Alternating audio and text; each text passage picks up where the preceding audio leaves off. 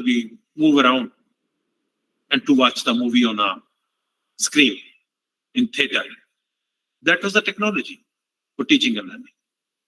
And still, we could remember the great Nobel laureates from India, scientists from India, they have come up. Although they could not get your projectors, laptops, or of course, these kind of web cameras and technology, but they were the great innovators and they could contribute to the lot to the society. By starting this, we could reach the computer's life. Somewhere in 90s, 70s, or early 80s, the computer system came in this world existence. And before it get commercialized, there was a big hue and cry from the lot many trade union leaders. They made a big strikes, rallies, and they dumped some of the computers in river also. They said, no, when the computers will come in the society, in the enterprising industry, the jobs will be eaten away and we will be not in position to get the job, being a human. Is it true? Just check it out. Today in any family, if there is a new arrival of guest like or a member like son or daughter, our first wish is to be make him a computer engineer. This is what happening in my country. If the computer is supposed to be eaten away the jobs, why we are creating a computer engineers? It does mean the computers created a jobs, manifold. Because end of the day, who will operate the computer? Human being, you and me only. Same with the other kind of technologies. It is not a replacement, but it is the user we have to create. That's why now computer science engineering is the most popular engineering amongst other engineering trades and branches. Keep moving to the new scenario of YouTube kind of media available on internet. What do you call it as YouTube? You say YouTube is a one particular company which is putting so much data to be watched on maybe mobile, on a laptop.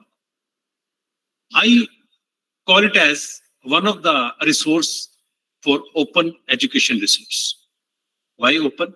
Open to all. Anyone. Anyone having a mobile in their hand, internet facility, they can install the YouTube app. They can watch any kind of videos related to the Bollywood, related to the science, non-fictions, history, civics, etc., etc. So it is an open education resource. But point is here, if your son and daughter is in the class 6th or 7th or even 8th, and they want to do the holiday homework or maybe some kind of a scrapbook project, you will allow them to go for the YouTube? Yes, you will allow. You can't stop them now. Stopping them, it's like abuse, Can't stop. But how you will make sure that they're on the right direction? Many of times they will open up some wrong stuff which is not as per their age and situation or location. They may watch some videos which are not for their age level. Don't you think they are going to be lost somewhere in the different world? And that's why today we could see how drugs are involved, what kind of volatility is there in the young. They are very impatient. They want to play PUBG. You can't stop them. They want to play blue whale games, etc. The unfortunate part is, even you will type on a YouTube search keywords, what is the best way to do the suicide? You will find a number of videos to be watched. Just think. So it is an open education resource. But the learners who's school going, who's a college going, does require, of course, open education resource, but authenticated resource which give only education, not other than education. For example, whenever you go to college or a school, do you find any kind of dirty things over there? No, because they have the conduct rules. Nobody will come without uniform. Nobody will abuse anyone. Nobody will use the wrong language. And nobody is going to be make any bad touch to anyone. This is what the school and college, that's conduct rules, society rules. So we need our faculty Indian faculty, whether they are a teacher of school or a faculty of a higher education, should come to the screen, should come to the camera, so that the learners can get authentic data, accurate data, curriculum to be learned, to make them graduate, to make them a citizen of country India with the values. That's a point which I just wanted to say. That's why the SWAYAM came, Study Webs of Active Learning for Young Aspiring Minds. SWAYAM is a Government of India, world's largest MOOCs platform, massive open online courses. And based on SWAYAM, we have a good number of teachers from my country, from the different domain areas, maybe social sciences, maybe humanities, maybe engineering, maybe law. They are giving their content, and the learners are going to take the credits by learning from self-learning mode from the online teaching and learning. That's why what we need, look at here. I'm just going to ask these 4 Ws. What new education policy says? Already we are discussing about it. New education policy says multiple entry, multiple exit. It does mean that if in the first year I joined one engineering college by just getting influenced by one of my close friend with whom I am studying in a school for last 10 years. He is my close friend. So he was keen to have engineering. I just took engineering because he took engineering. Because I want to keep remain with my friend. And later on, when I jump into the engineering, I realize it is not. How we can get solution to all these 4 Ws? How? Just think of it. How you will get the solutions for all this kind of 4 Ws? Look at here some government initiatives. Because I have to come to my theme, that is the MOOCs. So before I'm going to make my brief presentation. swayam.gov.in, swayamprabha.gov.in, ndl.gov.in, NAD. I hope you know all this. If anybody doesn't know all these 7 or 8 initiatives of Government of India, they must explore it. These are the very authenticated and very appropriate initiatives for the teaching learning community. They have given. Every teacher is going to be participated. What is NAD? You know it well. National Academic Depository. So every degrees, every certificates are DMAT on the cloud by Government of India. No more transcripts are required. No more any forging of the degrees there in my country. Nobody can make food to the employer with a forged degree or with a fake degree. It is going to be there. And I hope that everybody, you will be on Vidwan. There is a Government of India portal. Either you are in a private college or a government college. You can create your profile on a Vidwan. And Vidwan is a government portal. Once you will get a 10 out of 10 in a Vidwan by completing your all the fields filled, means how many PhD you have guided, how many papers you published, how many books you have written, how many patents you have granted. You will get 10 out of 10. You will become a AICTE expert, UGC expert, NAC expert, NB expert, etc. You will get a call automatically because it's a data by the Government of India. Infinitely. This is the Vidwan. I think you must be there on the Vidwan. Today, if I'll apply in a government college or government institution, I don't have to go for a biodata. I will say Vidwan ID 104070. That's it. This is my ID. You can just put my ID. You'll get my complete biodata attested by Government of India. This is what Dr. Manna. This is the beauty of the Vidwan. So don't live as a person. Live as a personality. Person will die one day. Personality will live forever. Why I'm talking this here? Why this quote is required? In your lifetime, when you are a physical teacher in your campus, maybe university or college, you are superannuating somewhere at 30 or 60 years of age, somewhere 65, or some government 58. In a 40 years of teaching career, you cannot teach more than 60,000 students. Yes, and you will be a person. Why? Because once you get retired, nobody knows you are a teacher. Because you retired. Only your 60,000 learners may remember you. Yes, of course, they may remember. But if you will come on a digital mode, like today as I'm coming, and your recorded content will go for years and years. I hope you understand. Today, if you want to see the Mughal Azam, you can watch Mughal Azam. Yes. When it shoot somewhere pre-independence, somewhere I think 40s, Mughal Azam, and now we are 2023. Oh, still after 80 years, we can watch some movie. Although all hero heroines went away, they are already been to a heaven. But we are able to watch many of our Bollywood stars because they created a digital footprints that has been recorded, that has been published, and that is screenable, and you can watch on a screen. Same case, if you are going to record your lectures, and it can be screened anytime, even after your age or beyond your age, zindagi ke saath bhi, zindagi ke baad bhi. That makes a sense over here. This is called a books, and it having the 4 approaches, 4 quadrants. Quadrant 1, e-tutorial. Quadrant 2, e-content. That's the e-tutorial does mean that your video content, your audio content.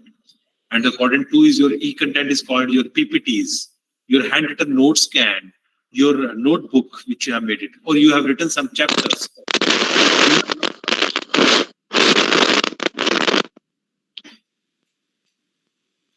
Yeah, anybody want to speak something? I got some noise. Anyway, maybe some short something. Quadrant 3 is a discussion forum in a MOOCs. When the peers discuss with each other, like a bloggers, like a Facebook, like a WhatsApp, they put some quote, they put some question by the teacher, and everybody is complimenting it, addressing it, queries to queries. And the 4th quadrant is assessment. How to take a quizzes online, how to take an exam online proctor examinations, how to ask them to submit their assignments, maybe handwritten scan, maybe typewriter, or maybe drawing through maybe any media, or maybe handwritten. These are the lot many MOOCs platforms available in my country or world, I should say, because MOOCs has no geofencing. Whatever I can explore here, anybody can explore from Europe, anybody explore from even Asia. So these are the lot many MOOCs platforms. What is the main definition of the MOOCs? The content is always free. When you want the certification, then you have to pay a fee. But on a SWAM, you have to pay 1100 rupees for your course, whatever the fee credit, 4 credit course a learner is taking from SWAM. Once you appear in exam, you will get a refund back from the MOOCs platform, that is SWAM, NPTEL for engineering students. Reason, because Government of India is going to give it free to the learners, but the sincere learners. Sincere learner means appearing for exam. If you are not appearing for exam, you will not get your money back. Although you have to pay the money only to get the admit card, not for the content. Content is free. Anybody is going to be log in today, get enrolled any course, you can consume all the content free of cost, no charges. But once you will get credit for that in your detail marks card, or you want to carry the certificate with you by Government of India or SWAM, then you have to pay the fees. And similar for all the MOOCs platforms. ABCD of MOOCs. Those are listening me from last half an hour. If they are interested to be develop their own MOOCs, like their own course on a camera, they have to have the certain features, characteristics, properties to be make themselves to be make. This is called ABCD. The very first point, I'm going to take it over here. A for appearance, attire. You must be wondering, suppose today I've been invited as one of the resource person, and she read about my biodata. She read about my biodata. I'm a president awardee, I'm so and so, I'm a professor, I'm a pro vice chancellor, something. If I could have been sitting before the camera, just putting one, very cheapy t-shirt, or not properly having myself ready, just like sitting in a night suit, does it make any sense? Could you like to be watch me on the camera? Could you like to be listen to me? No way. Whenever you travel, ask all my female colleagues when they are traveling in a local bus or maybe a train, what they will see first. So where I can be comfortably sit, oh, that person who's going to be sit besides me is in a good wearing sense. Wearing sense. I don't know what's the internal characteristics of that guy. That is the second stage. The first stage is whenever you go in the road, you want to speak someone. First you will, अरे ये पढ़ा लिखा लगता है, वही पढ़ा लिखा लगता है, यहाँ लिखा है क्या? नहीं, इसने अच्छा कपड़ा पहना तो जो पढ़ा लिखा लगता है, ये हमारा साइकोलॉजी है. ऐसा नहीं होना चाहिए. साइकोलॉजी है. Go to temple. You don't have to ask anyone where is our Pandit Ji, Prohit, because by attire you will identify. Go to court, by attire you will come to know who's the lawyer and who's the justice. It is as simple as it is. Same case, when you are coming before the camera as a teacher, you should look like a teacher. That's it. Although there is no any permanent uniform for a teacher, like only white white shirt or a blue trouser, nothing like this. But if any female teacher is going to be come up with a big hangings and putting so many ornaments, because it's not a kitty party, you're going to teach something. So you have to make the learners to be watch you as a teacher, because they have to make you as a role model as a teacher. This is the first A, that is the appearance. I'll come to the part B, is called body language, behavioral approach. If you are sitting before the camera to record your content, and you will be simply sitting like this, look, I will teach you something today about mathematics. Your viewer, your listener will sleep. Because if you do not have energy, you do not have a passion in your topic, in your own delivery, how I can get the same kind of a pitch which I am listening to you?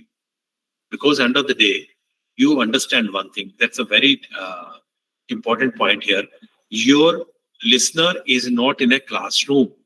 He or she may be on their living room, drawing room, dining table, lawn, or maybe in the bus, putting a earphone and watching on mobile to you, to take your content, to take your lecture. If you do not have that kind of a body language or behavioral approach, you cannot make them to be engaged with you, and they will not come to your topic again. This is the B for a body language. Many times in a classroom, when we are appearing, because no camera is there, we do put so many gestures and postures which are not as per the teaching pedagogy. But on camera, you can't do like this.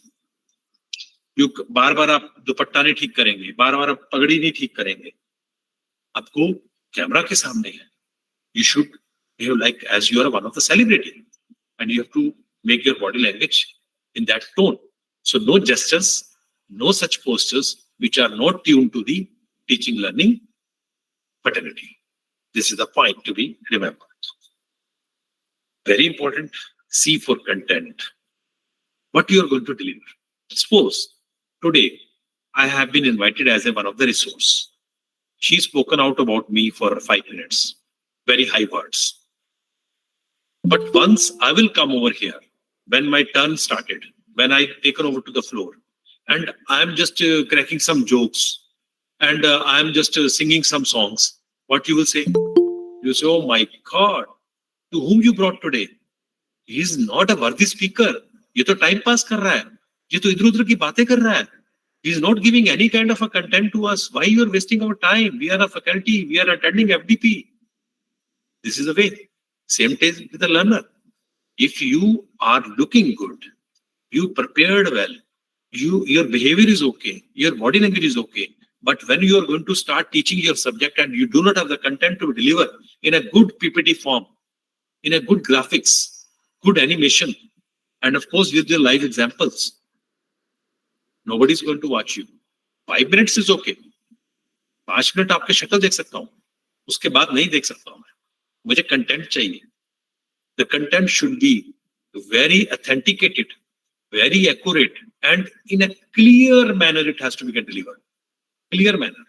So when you are going to make a delivery before the camera for your recording of your sessions, like a MOOCs, I think transcripts must be written by you. You should plan your lecture for 20 minutes, because no lecture should be recorded more than 20 minutes on an online. It should be the breakup in a 20 minutes or 15 minutes. If you are going to record a 1 hour lecture continuously and same you are going to be delivered, sorry, no learner is going to watch for 1 hour on camera. It's not a classroom. In a classroom, in a 1 hour, just ask yourself, don't you spend time for the counseling, taking attendance, asking some questions, some interactions? Otherwise, 60 minutes, lagata, no way. Because my learners go in a saturation mode. You can't continue listen to someone for 60 minutes. Today I'm going to speak for 1 hour. It's again punishing. Because can't have it's a FTP structure. Anyhow, I'm going to interact with you after my PPT. I'm going to have a question answer sessions. I'm not going to leave you without that. Whatever I'm explaining, I will ask. I am sure you will making notes. Many of you must already having a notepad with them, pen with them, because it's a session. And you have to be ready. I will ask some definitions and questions to all of you. So this is the content, and the D is delivery pattern should be digitally sound. I tell you, you might have witnessed yourself, and you must be observed during your learning stage when you were school going, when you were college going. Some of the faculty members, although they are very respectful to us because they were our teachers, because of them today we are here, where we are. So you could find he or she speaks very low. I can't listen the last bench, so that everybody wants to come to the first bench. Or sometimes they write on a blackboard, I can't make it out what exactly he or she is written, not good handwriting, or sometimes not giving a proper examples. So this is the digitally sound delivery does mean that your presentation should be very crispy, very concise, and very much impactful. And wherever you are going to record your lecture, your voice modulation is very important. What is that? Because where to put a pause, where to put an underline, where to put a question mark, and where to put a bold. If you read a book, you will find all these kind of patterns. But when you are speaking, how you will make these patterns, whether it's a bold, it's underline, it's italic, it's a question mark, because of your voice. Because of your voice modulation, how to put a pitch high, where to put a pitch low. This is what one of the characteristics you have to bring when you are going to record your lecture. Otherwise, it will be a stereotyping. You will be simply speaking in a one tone, stereotyping. Nobody is going to listen more than 5 minutes to you. And end of the day, discorrect. Once it gets discorrect, what exactly you wanted to make to learn, they will not. This is the D. So A, B, C, D. A for attire, B for body language, behavior, C for content, enrichment of content, and of course D for the delivery, which we're supposed to be get it. That is the theme. Now I'll come to the, what are the basic concerns? Yes, content is a very big concern. If you do not have referred many books, notes, literature before preparing your 20 minutes delivery, and how to deliver what you're going to, I'll tell you. Every time you're not supposed to be wear that, coat and tie, blazer and something. No, it's not compulsory. But whatever you're wearing, it suits to your body, to your, there is a color therapy. Sometimes green suits to you, and sometimes blue suits to me. So which color suits to you more when you look like in a camera? How you find it? You attend many weddings, and when later on you see the picture, अरे आज मैं इसमें बहुत मोटी नजर आ रही हूँ. आगे से मैं साड़ी नहीं पहन के जाऊंगी, सूट पहन के जाऊंगी. Generally, my female faculty, my sisters, they do have this kind of sometimes mindset. Same with the guys also. अरे यार ये shirt मुझे ठीक नहीं जम रही है. So your selection of the wearing, clothing, and of course you should have a delivery style. Sometimes you want to record by standing. Sometimes you want to record in a studio by sitting. Sometimes you want two people to be sit and making a discussions, and that is going to be recorded as a lecture. So this is a delivery pattern. These are the very basic things you have to keep in mind. Assessment. How you design the quiz questions. If every 20 minutes of your video, if you're not going to give a 10 minimum questions to be asked from the learner before they are going to be click to the next lecture or recorded content, I think it's not a good. Before they are complete their session, they should get feedback recorded. What is that? What you listen today, what you observe today, so that you can reply. This is called Edu puzzle. And if you are not going to reply, next video is not going to get activated. No doubt. This is what the LMS do nowadays. And the last one is the learner's concern, certification. How you are going to give them their grades, their marks, their stars, and end of the day, the certification. Government of India, already started in country India. OL concept, ODL concept. What is that? Online distance learning or online learning.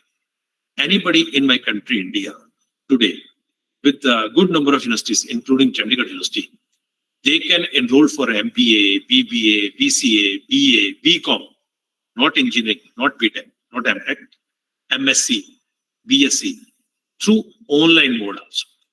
Means sitting at home, you can take your lectures and even you can give your exams. And finally, you will get a degree, UGC approved from this. Which universities can offer this? Those have NAC A+, A++. They can offer this kind of programs. I think you must be aware about this. Good number of universities in my country already have online ODL. So that's why now you understood what I meant to say. The gross enrollment ratio has to be 50%. How? Because in your campus, 300 seats, 400 seats of BBA, but my thousands of learners are sitting outside. They are doing job. They having some house commitments. Maybe at home, one paralyzed parent is there. He can't go to the college daily. He can't afford the hostel maybe because of financial status. So they can join ODL, OL programs and they can get their graduation complete. This is what the concern. So learning the basic concepts, competency to use the learning skills, ability to apply.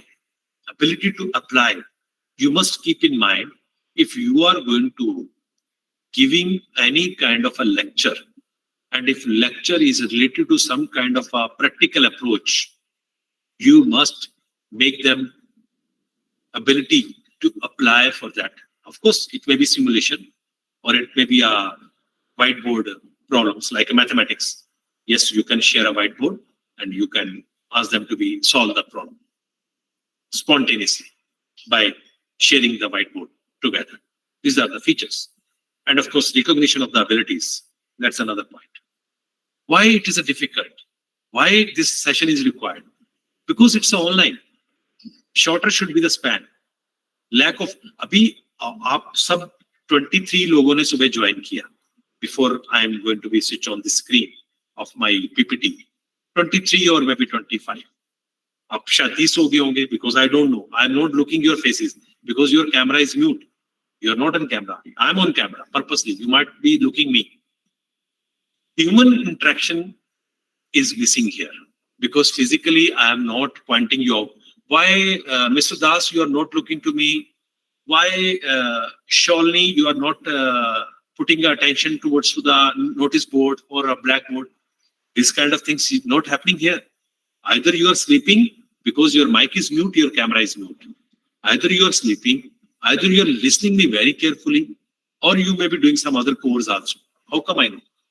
I have to just imagine that if my content is very much accurate, my delivery is proper, I assure my 90% of the audience must be listening me.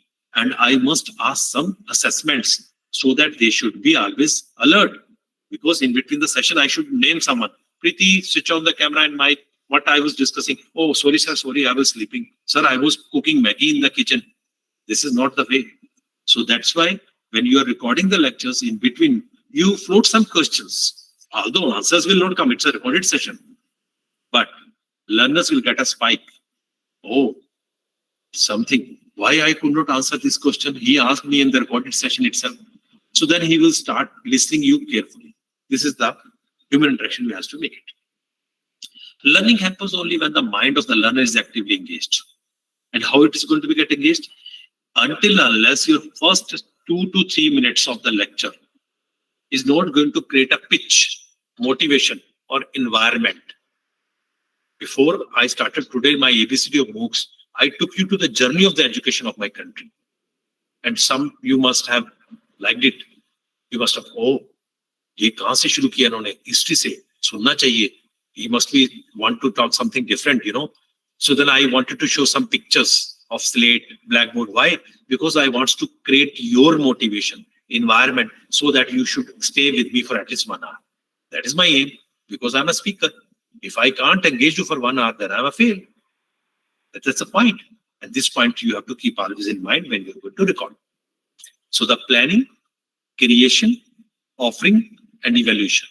These are the processes. You should plan your lecture. Today, before coming, I planned my PPT, which evaluate you after taking the question answer sessions with you. This is the way. So these are the driving questions for the planning of the MOOCs. What are the learning objectives? What do I want the student to learn? How I can make my course more interactive and interesting, and how I will know how they mastered it. This is very important. This is very important. Driving question. What assessment will inform me about the learners? How you come to know your learners are in the right track? Because of your questions and their answers. That's why this is the open feedback, and you should know it. What should be the design and mode of the delivery of the content? Every time it's not a PPT. Sometimes it may be a video. Sometimes it may be your handwritten, presentations. You have made it and recorded it. So concept maps of the course contents are demystifying linearity, autonomy of the learner. It should not be given that my lecture should be listened only 7:30 a.m. No. My lecture can be logged in anytime, anywhere, any place, so that you can take a learn. This is the autonomy of the learner. Segmentations. I told, break up in a small modules, 15 minutes, 20 minutes, not more than 20 minutes, something like that. Insert some good kind of activities in between.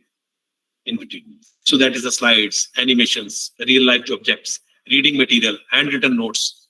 These all are the content creation tools which you should, these are the ingredients which you should insert it when you're going to deliver the talk on this. So video capture, very important. Once you record your lecture, do not broadcast it on the LMS.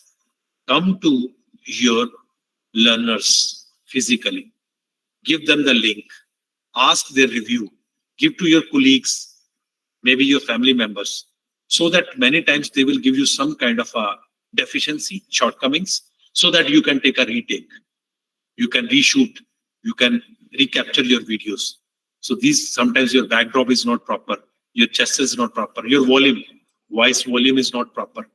Sometimes you are not able to get a camera or your lighting proper, so that today's your face is very dark, dull. That should not go out. So creating a MOOCs, you should keep all these things in mind. That should be a very important point. So that's why you need appoint one teaching assistant. Maybe take help from the students, your alumni, experts who volunteer you. Many times I do watch a 3 minutes video of any learner to teacher, and I say, this is good to send to the SWAN to get your evaluation. Sometimes I say, no, this video is not good.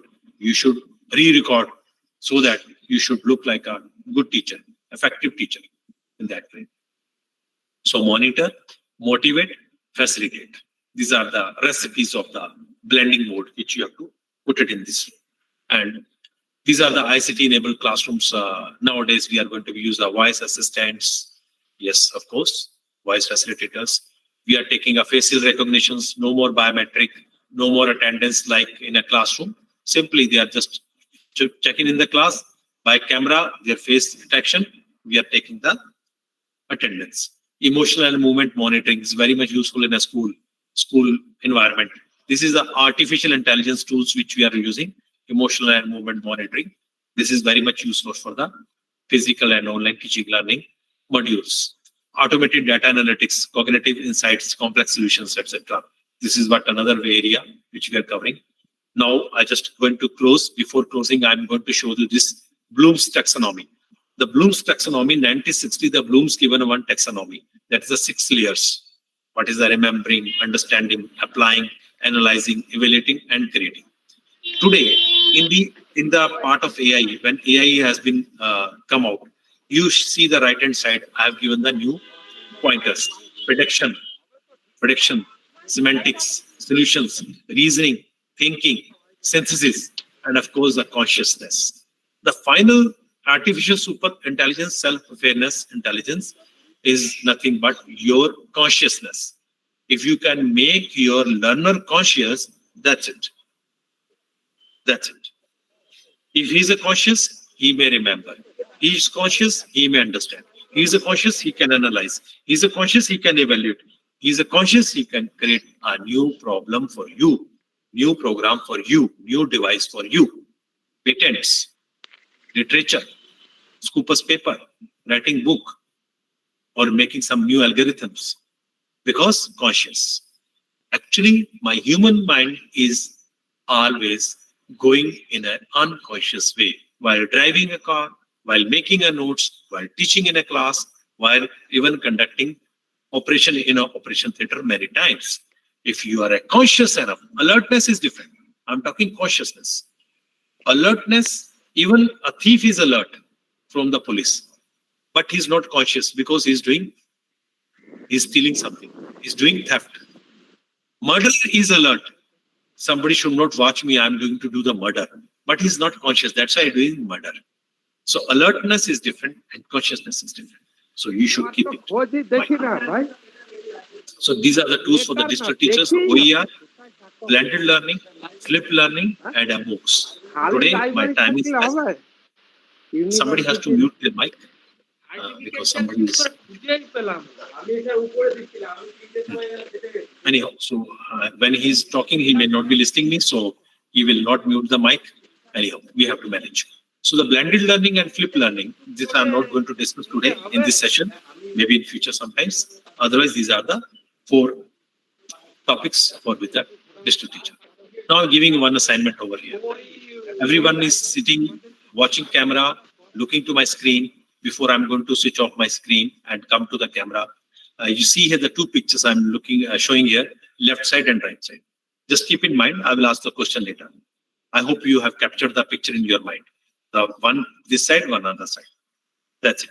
Now, what is the next? I just wanted to be close before showing this particular slide. What is your perception is very important.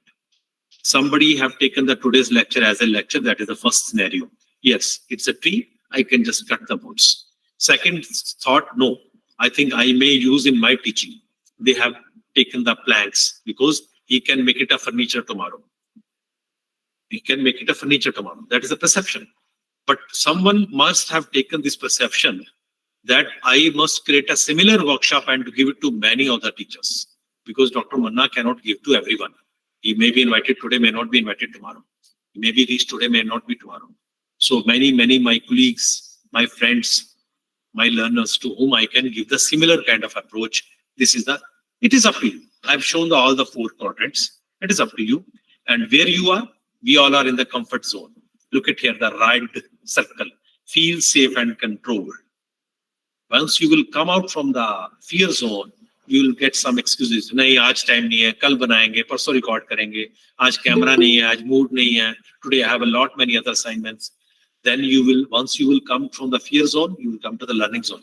Oh, I should prepare my notes. I should write my transcripts. I should acquire some new skills, And finally, when you will start developing, you will find a purpose to live dreams. You will get a new goals to set. You conquer the objectives. This is called a growth zone. It is your choice. Whether you want to be in a growth zone or you want to be in a comfortable zone, choice is yours. With this, I just conclude. You can click the picture of my last slide to be connected with me, maybe through Facebook, maybe through LinkedIn, maybe through YouTube. So it is up to you. You want to click, you want to save it, the contact so that you can reach me out anytime through my email ID, etc. Otherwise, I'm available through Google also. You just put a Dr. Manpreet Singh Manna on Google. I'm sure you will find my profile, biodata, my contact details, everything there. So this is what. Now, before wasting any time, everybody have to switch on the cameras. I just want to see how many were listening me. Those will switch on the cameras immediately. It means they are here only. Those that take time, it means they were not here. They came to know through WhatsApp. अरे जल्दी camera open करो, वो खत्म हो गया सच खत्म हो, मैं तो किचन में था, मैं तो यहाँ था. तो जिन्होंने जल्दी ओपन किया तो वो तो सुन रहे थे. जिन्होंने अभी तक ओपन नहीं किया, जैसे मंदिरा जी ने नहीं किया, भास्वती ने नहीं किया, विश्वजीत बाला ने नहीं किया, है ना, मोलिनी बारा ने नहीं किया, सुखदास ने नहीं किया, उनको टाइम क्यों लग रहा है? या तो उन्होंने तैयार होकर नहीं बैठे थे, सुबह नहाए नहीं, अभी वो फ्री मूड में है, छुट्टी है, anything, or either they are shy to come to the camera. They may be the celebrity, they may be the Bollywood celebrity, they don't want to the camera without this reason. So why you people shy to come to the camera? That's my question. If it is FDP, although you have to be attentive, so you should be ready, you should do calm, you should do dressing, you should have a proper room, you should have a proper light, you should have a proper internet. So why still only 30% of the participants switch on the camera? If it is an internet bandwidth issue, then I can understand. But otherwise, you should not shy away, because you think 1 hour I was speaking, What is my feedback? Looking your faces. If you will not show your face, I feel that I was not good teacher. Next time I should not come to the attend, give any kind of sessions because my listeners were not happy. They're not showing your face to me. Not showing the face, what is the idiom? I am not showing my face to you anytime in my life. Go out of my life, something like that. This is what you are showing me here. Why Pinky Gupta? Why Rahul? Why Sumit? Because they are not available here. They are getting attendance to get the certificate of FTP. Those switch on the cameras, they were actually listeners. So the actual participants of the today's session is 6 to 7, I believe, not more than that. अभी आपको example देता हूँ. Asim Mehta ji, can you switch on the mic? Asim Mehta, can you unmute yourself? I have to ask one question. Look, he is not available here, so how will unmute? Okay, I'll give you one more example. Okay, Kiran Suba, can you unmute yourself? I want to ask one question to you about my session. Look at here. This is what. In FDP, we invite 30, 60. Organizer says, oh, very good participation. But the actual participation is not more than 10. I am sure that Dr. Fatma listen every word of mine because her face says, or I ask any question, of course, the Nipa Sharma will definitely reply my question. Aapko example dikhau? Nipa ji, unmute yourself. Yes, sir. Nipa ji, how many quadrants are there in the books? How many quadrants are there? Hello, sir. I'm not getting you, sir. Please repeat. How many quadrants are there in MOOC? Quadrants. Q1, Q2, Q3, Q4. Quadrants. I have given a quadrants. There are 4 quadrants. Sir, yes. Four quadrants. 4 quadrants. Absolutely. Yeah. Okay. Professor Mandal, can you unmute yourself? Yes, sir. Professor Mandal, in my one slide, I shown OER. What is the example of OER? Can you give an example of open education resource? I gave one example. Open educational resources. Open educational resources. Open education resources. Example of it. Any one example. What we have got from Google, Sir, Internet, YouTube? other Yes. things. Yes. Sir, YouTube? Google, absolutely. Google, YouTube, now Chat GPT, blah, blah, blah, blah. These are the open education resources. You type anything, you will find anything. Either it's authentic or not, that is a question mark. Because it's a machine learning. Authenticated is the content, that is a curriculum, that is the university, that is your library, that is your book written by any authentic author who completed PhD, who did doctorate. YouTube is not a doctorate. Google is not a doctor. He is a group of doctors, no doubt. But sometimes they put a good authentic data, sometimes it may not be. So you should be careful. So Siribaran Mondal will not be available here, of course, because he is not attending this session. Even Prerna Basu could not be available. Okay, Sulagana Chatterjee, can you unmute yourself? Yes, I am sure you listen every word of my speech. I know that. When I started from the beginning, I said the first university in this world. Can you name again that first university in this world? Takshila. Absolutely. Oldest Absolutely. Takshila and Nalanda. Absolutely right. Yeah. Absolutely. That's it. This is called a feedback. So I know who my true attendee. Same case, when you're going to create a MOOCs, you should keep in mind, if you out of 100, if 30 can be connected with you, I think it's amazing. Because the dropout rate in a MOOCs is going to be very high. But the true learners will never go away from you. Either you come on a camera, you come on a mic, so the true learners is true learners. So we are identifying the true learners. In every sessions where I'm making my presentations, I ask the organizers, you will bring the numbers, but you will not able to bring the faces with the minds. They will come if they will listen. And I'll tell you, those missed today, when you will go back and tell them, then they realize, then they will ask to the organizers, sir, recording milega, but आपके organizers ने आज recording भी नहीं किया हुआ है, तो recording नहीं मिलने वाला है. You are not going to get the recording. I hope शायद किया भी हो, because most of the FTPs are recorded, but they might have किया होता तो मुझे यहाँ पे दिख जाता, so they may not have recorded the session. But anyhow, it is their choice and it is their wish. I never stop them to be recorded because I feel it is for the society. The society should carry with them. They can record, they can even play in their class to be tell the students what is the ABCD of MOOCs or what is that. So anyhow, time was very short. I tried to be completed lot many things. Now I am open. Please, those want to ask question, they raise the hand first like this. I will raise the hand like this. They raise the hand. So after raising their hand, I will ask them to be unmute and ask your questions. So there should not be any zigzag. So anybody wants to ask any question out of MOOCs, SWAM, or anything, they can raise the hand. They can ask the question.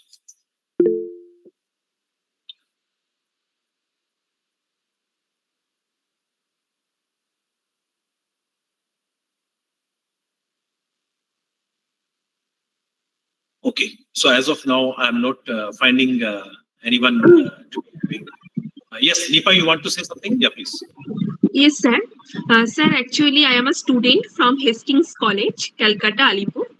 Sir, actually, I want to know that is there any kind of online courses that will help me to do before PhD, to do something like workshop, like seminar, etc. Link can you please provide with me? That can will be so much very helpful for me. Sure. That's why I'm Sure. asking. Okay, nice. I'll give you the answer. If you'll go to swam.gov.in, that is one of the government portal, even you will find a research methodology subject is also there. You can enroll that course free of cost. And if you will do, most of the universities, including my Chandigarh University, nowadays, we are giving our research scholars one more option. If some case you cannot come for the residency in a university for your PhD coursework, because residency is required for the courseworks, for 6 months. You can do this equal number of credit courses from SWAM, wherever you are posted, you are doing your job or whatever it is there. So once you complete it, then you come for the synopsis presentation and your PhD will start. Because experimental can be done in a distance mode, it's very well known.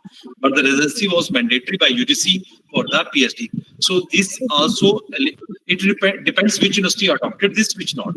So we adopted, so we are here. Suppose anybody wants to get enrolled in Chandigarh University, but he's from the faraway places, like from Kolkata. They cannot get the study leave because they are in private university. They will not give a study leave or something. They will deduct their salary. So how they will live, bread and butter. So they will be doing the SWAM courses from there only. And they will be showing their certificate credits they have qualified. Then their synopsis will start defended and they will start doing the experimentation. So these kind of courses, but on SWAM only, not any other like Udemy or Coursera, nothing. Only Government of India portal, that is a SWAM, we can do. That's a research methodology is there. And whenever the course which is your professor, your guide supervisor is going to ask you to do, that you can take it from. Sorry. One more question, sir. Actually, I am interested in management. That's why I want to suggest. That's why I want to. Please, you can give me some reference that I can be enriched in the field of management. Yeah, in management, we have even you will come to my site also. We have an online MBA, we have an online BBA, so good number of courses. Now, I have a signed MOU with the Harvard. With the Harvard, I'm able to give my learners a Harvard basket of 40 courses, amazing courses, all based on the management and IT. Any courses they can opt in a 1 year and they can qualify to the good number of certificates and badges, which will come on the LinkedIn. So like this kind of a good number of platforms available, like MIT edX is there, and then that Harvard I have told you, and many such kind of where you can get enrolled and get this small 1 week course, 2 weeks course, maybe 1 month course. This is a small capsule courses, micro credentials. We call it as a micro credentials, which you can definitely earn the certification and of course skills also, learning also. Same is it for educational management, sir? Yes, of course, educational management, pedagogy, pedagogical transformations, and even teacher psychology, lot many good courses. That is there. That is available. Yeah. Okay, Sumitra Mandal, you can unmute yourself. And Sumitra Mandalji, I'll come to you. I'll come to Shahzaz. I will come to you. Yeah, Sumitra Mandal, you have to switch on the camera and mic both. Then only I will take your question. Okay, sir. I am a research scholar of University of Calcutta. My question is, do a research scholar create online content for SWAM or MOOCs platform? Then what is the process? Very good question. How do the research scholar can upload it? If any 3 minutes of video recorded by any of the teacher of the university or college goes to that particular national coordinator. There are 9 national coordinators. GC, CEC, IGNO, IM Bangalore, NITTTR, AICTE, NIOS, NCERT. There are 9 national coordinators, and depends which area. Suppose it's a teacher training, NITTTR Chennai. There is an email ID is given on this one, but no research scholar directly can be a PI. That is a program investigators. You have to have a one teacher with you who having a not less than a 5 years experience of any university or college. They can be the coordinator. You can be the co-coordinator. Research scholar can join, but independent research scholar pursuing PhD or not having a 5 years of teaching experience in Indian education system, they cannot come to the SWAM. But YouTube channel you can start anytime, or any other media. You can send your content to the many good MOOCs platform, Upgrade, that's Udemy, etc. They will pay you royalty if your content is good, profiled. Yes, you can. But coming to the Government of India portal, this is the minimum guidelines. And for finding the guidelines, go to the SWAM site. There is the proper. You write on a Google SWAM guidelines. That's it. You will get it. All guidelines. What level of camera? What kind of recording? What should be the PPT? Everything. It's a 2017. I put the guidelines on a SWAM portal. It's available. You can download and you can do it. So you have to find one of the teacher along with you, whose name should go along with your name. Otherwise, you may not be selected, being you are a research scholar. That's it. Okay, sir. Thank you, sir. Yes, Dr. Shazia. Dr. Shazia, now it's your turn. Yes, sir. There's a question which I want to ask. Sir, I want to know what are the things that comes under OEP? Like OER is just a part of OEP. And right, and there are certain other methods like inquiry training method, project method. So what are the other things that makes OEP, open educational practices? Yes. Basically, it is in 3 categories.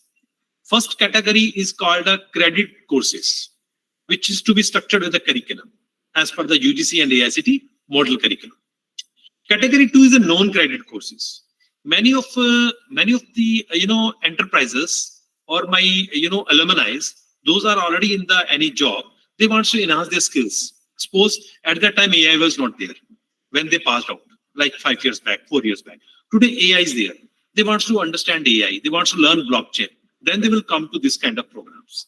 They don't want credits because they are not the learners. Because they're the third one is I'm in a summer break. I want to learn something, maybe gardening, maybe cooking, maybe baking. This is the self-paced courses. As YouTube, you will find many. Unfortunate part is in YouTube, you can watch the video, but where you'll ask the questions. So there should be an approach here on a MOOCs way. When you are cooking a dosa and still you want to understand, can I use a olive oil? Can I use a virgin coconut oil? Something to whom you will ask. There is no chatbot. There is no any multi-directional approach. That's why MOOCs are important, because they are not unidirectional. They are bidirectional. You must be having one mentor with you, to whom you have taken this session. You have enrolled, and self-paced, most of the self-paced are again free of cost. So in that particular courses, you can contribute a lot. You can contribute in the sense you can make your half an hour, 1 hour video with some kind of FAQs and to be get posted in some kind of a MOOCs platform. You will become a hot seller book, like you say, oh, meri kitab bahut bikti hai market mein, because it carries so many recipes, so many ingredients, so many new trends, something like that. So these are the 3 different verticals of the MOOCs. It's a pure structure जो एक professor बनाएगा, एक semi structure जिसमें credit नहीं होगा, और third कोई भी किसी टाइम भी सीखे, लेकिन कम से कम वो अच्छा कंटेंट होगा. It's not that dirty content we should not show to the young kids or maybe to any valued person. So that should be. This is a filter, and this is called a structure. MOOCs is a structure. YouTube is not structured. YouTube बहुत अच्छी चीज है. YouTube is a very amazing tool. I love YouTube because I'll get my mantras, granthas, translation, very good singers. Even some movies I can download and can see. But at the same time, I can walk through anywhere, and I have no filter. Before handing over the mobile to my son or daughter, I have no filter. That's why. And MOOCs, you are bindas. You can ask, okay, beta, MOOCs padh rahe ho? Kar. Because no any dirty content will be there. It's a authenticated educational content. That's all. So yeah, okay. Quickly I can take with the Niladhari. I'll come later. Okay. Bashaki Nag, yeah. Bashaki Nag, so you can speak. Yeah. Good morning, sir. Yeah. Thank you very much for your valuable suggestions, lectures. We have come to know a lot about MOOCs. Sir, what I would like to know is how can we get acquainted with the availability of the courses, short 1 or 2 week courses that are available to train ourselves? Where can we get the idea of such courses, knowledge of such courses? You talk about Harvard University course. Similar to those courses, what are the other courses available and how can we get to know about them?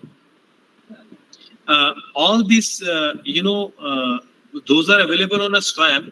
You go to the SWAM. I hope you have gone through once. You will find all courses. You will type the keywords. You will find all the courses. Those have already run and in archive. The videos are in the archive. You can get it from there also. Those are upcoming courses. Then again, you will come to know there is upcoming courses line. So once एक बार कहते हैं ना पहले इस्तेमाल करें फिर विश्वास करें. You have to open that site first. swam.gov.in. The very first line is coming all courses. You click it, then you can filter it out. Right and left hand side filter. Social sciences, engineering, medical, or maybe 1 week course or 2 week course or 1 credit course or 2 credit course, or even exam date wise. You can filter it out. Just like Amazon. You are going to buy something. What is the brand you're looking, your range, affordability, and other kind of things. Thank you, sir, very much for your suggestions. Thank you. So, okay, last question I can take if anybody. So I think somebody wanted to be. Niladri Ray was there. I could not see him again. Maybe some issue. Okay, now I switch over to the moderator to conclude the session so that time is already over. So I should take it. Thank you, sir, for taking time from your busy schedule and enlightening us on such an important topic.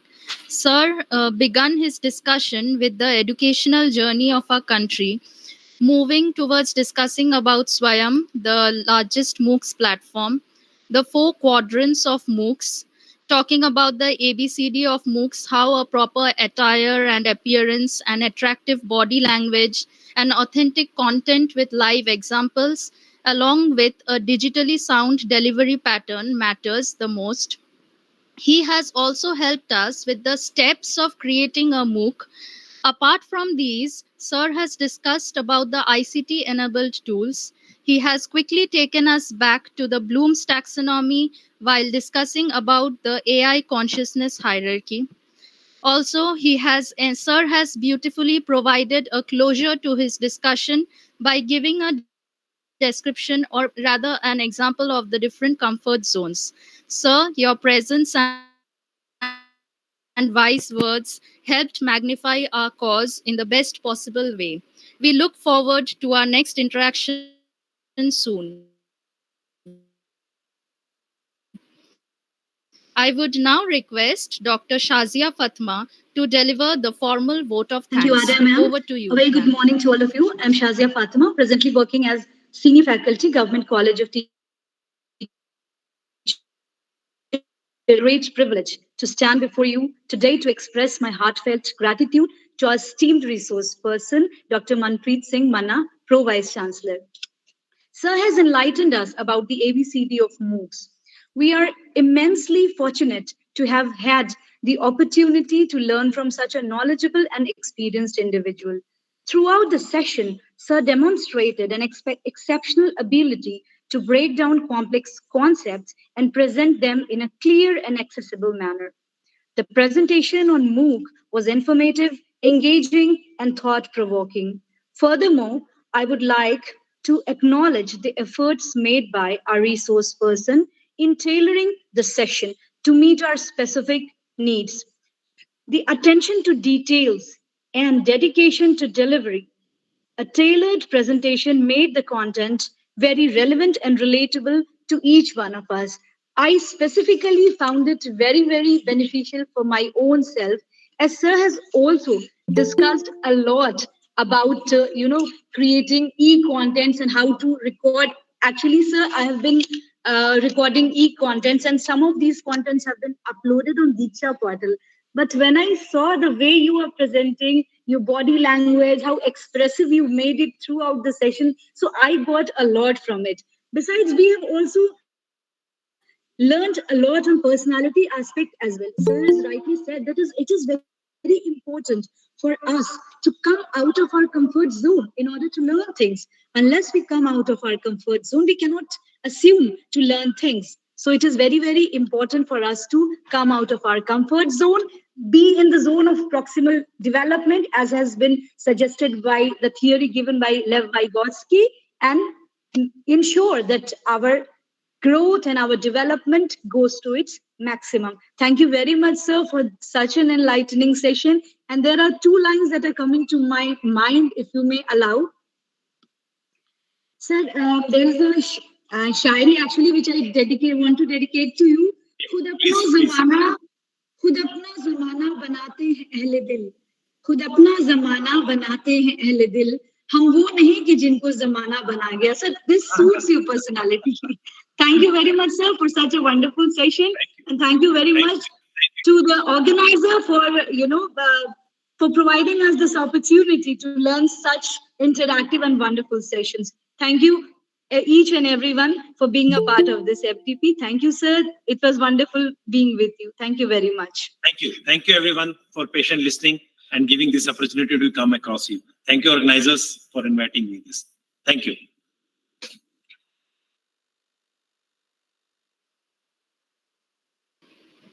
May I now request Dr. Kollan Kumar Mondol to carry out with the second session.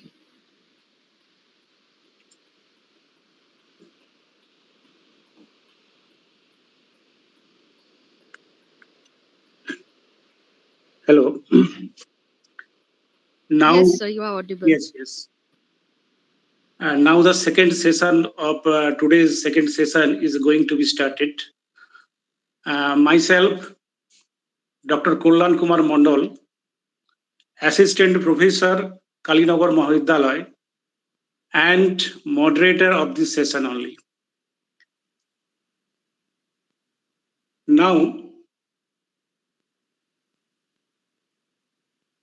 Now I would like to welcome all the participants, dignitaries, professors, and so on.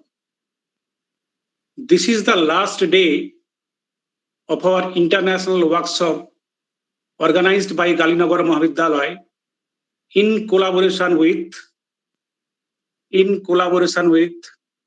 Baba Saheb Ambedkar Educational University, Kolkata. We successfully overcome all the previous days, starting from 21st June. This is the last day of our workshop. All the days has over very successfully with your cooperations and blessings. Hope we will have a good end day today. That is today. In this session, Professor Dr. Dipendra Das is the speaker. The content of his lecture is important data sources for socioeconomic and demographic research. Professor Dipendra Das is presently the Pro Vice Chancellor of Jawaharlal Nehru University, New Delhi. He graduated from Presidency College, Calcutta. He did his master's from the Jawaharlal Nehru University and PhD also from the same university. He did diploma in remote sensing and GIS, Dehradun. Before joining at JNU, he was engaged in teaching at Domkol College, Murshidabad, Darjeeling Government College, Darjeeling, and Vidyasagar University, Paschim Medinipur. He was in Census of India under Ministry of Home Affairs, Government of India from 1994 to 2000. He was engaged in research of various fields like mangrove forest cover in Indian Sundarban, child labor, land use change in Kolkata urban agglomeration, etc., and published the same in various edited books of national and international repute. Besides, he published numerous research articles in national and international level. He also published a book named Population of India 2011, BR Publishing Corporation, New Delhi. Now, I request Dr. Das to deliver his valuable speech. Please, Dr. Das.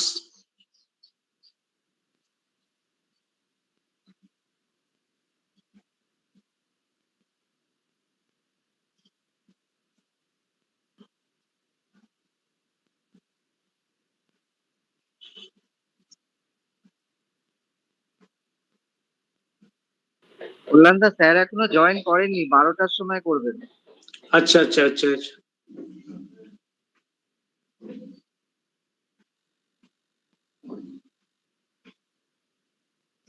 তাহলে তো আমাদের একটু wait করতে হবে। হ্যাঁ, একটু wait করতে হবে, 12টার সময় স্যার জয়েন করবেন বলে।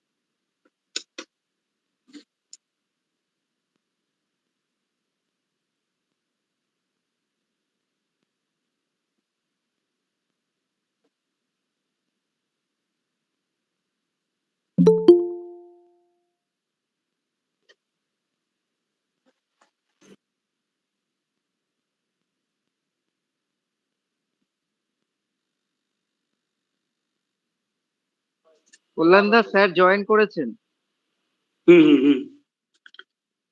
Actually, the previous session is ended few minutes ago. That's why, due to the time constraint, we have completed the introductory speech. Now, may I request Dr. Das to deliver his valuable speech now.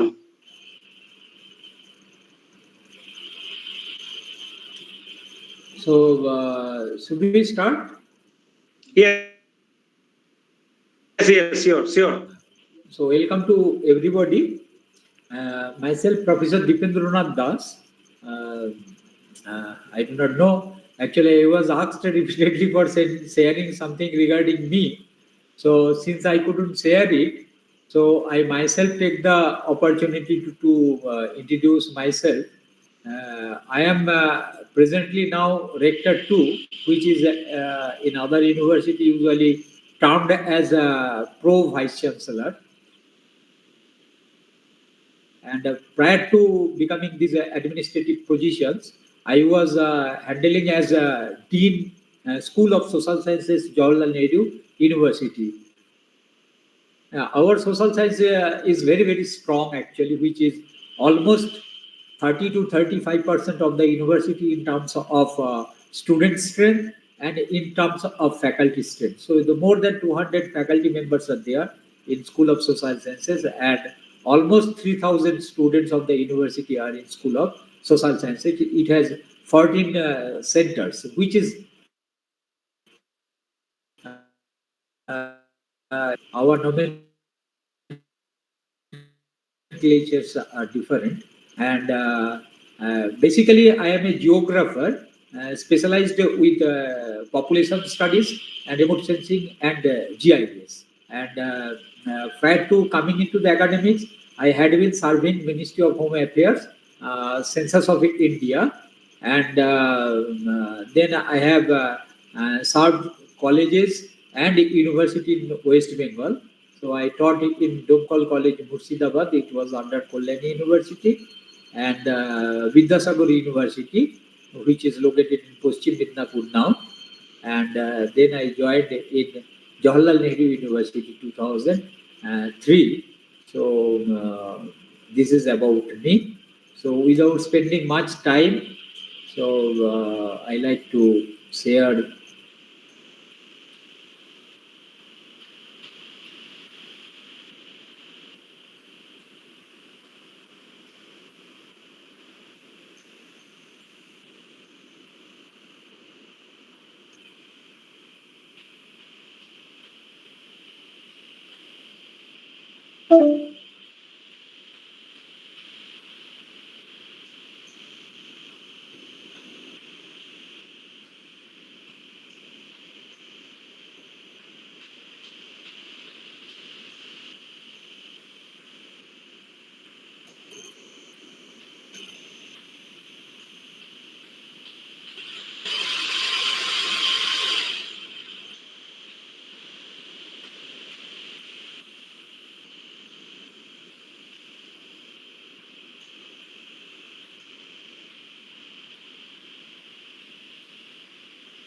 Is my screen visible to everybody?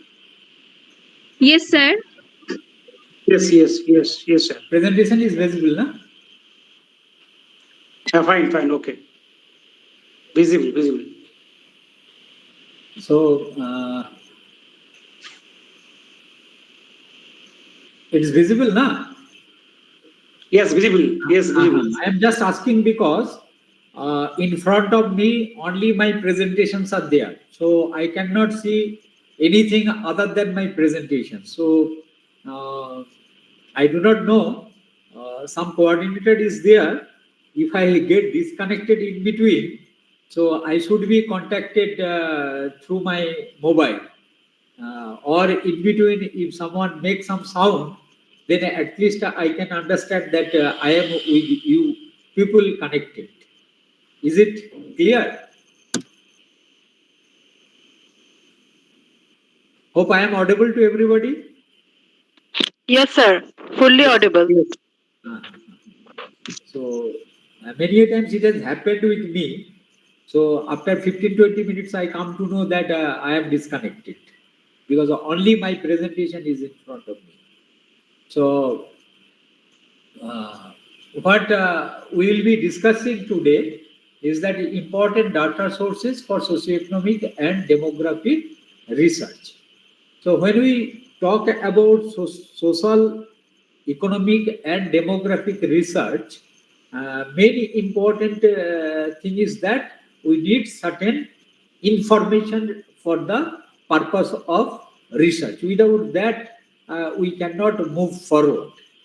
Now, nowadays, a lot of strong socioeconomic and demographic data have been available in several domains, but we know that census means that it's total count of population. So, population census data, one of the major source of data. And whatever the data we take it up other than census data, we should be very, very clear that all the other data are mainly the sample data, and only the census data is the total count of population, including each and every household of the nation or the defined territory of a country. And when we say the sample, so in the sample, we need to have always a kind of baseline information. If we don't have the baseline information, then we are not in position to draw the sample. Those who are from statistics, economics, or having certain quantitative knowledge, then we know that there are several sorts of sampling methods, and all the sampling methods actually it takes care of the distribution of the population in certain geographical and administrative divisions. So that we are always saying that it is the baseline information. Without the baseline information, the particular method of sampling cannot be designed. Like if we say one of the most important and normal sampling method is the random sampling. We often say that random sampling. We do not want to complicate the sampling method. So basic thing is that there is a homogeneity in the distribution of population, and in that because of the homogeneity in the distribution of the population, we can adopt the sampling method which is termed as random. So there are several other sampling method. We know the stratified random sampling. So if we know that the distribution of that particular characteristics, what we like to study is not actually uniformly distributed. It actually first distributed in a strata, then within the strata, it is having certain uniformity in the distribution. So first we have to identify the strata. Say like if we say that behavior of the rich people in terms of consumption of certain aspects, say that food habit, or say that outfood habits, or say that choosing certain car. So first we have to identify the rich people. So within that, everybody is not rich in a society. Once we have identified that strata, then we can go for the random sampling.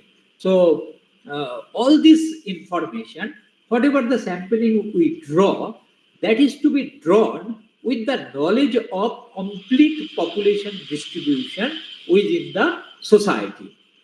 So this complete information related to population distribution comes from the census, and that is population census.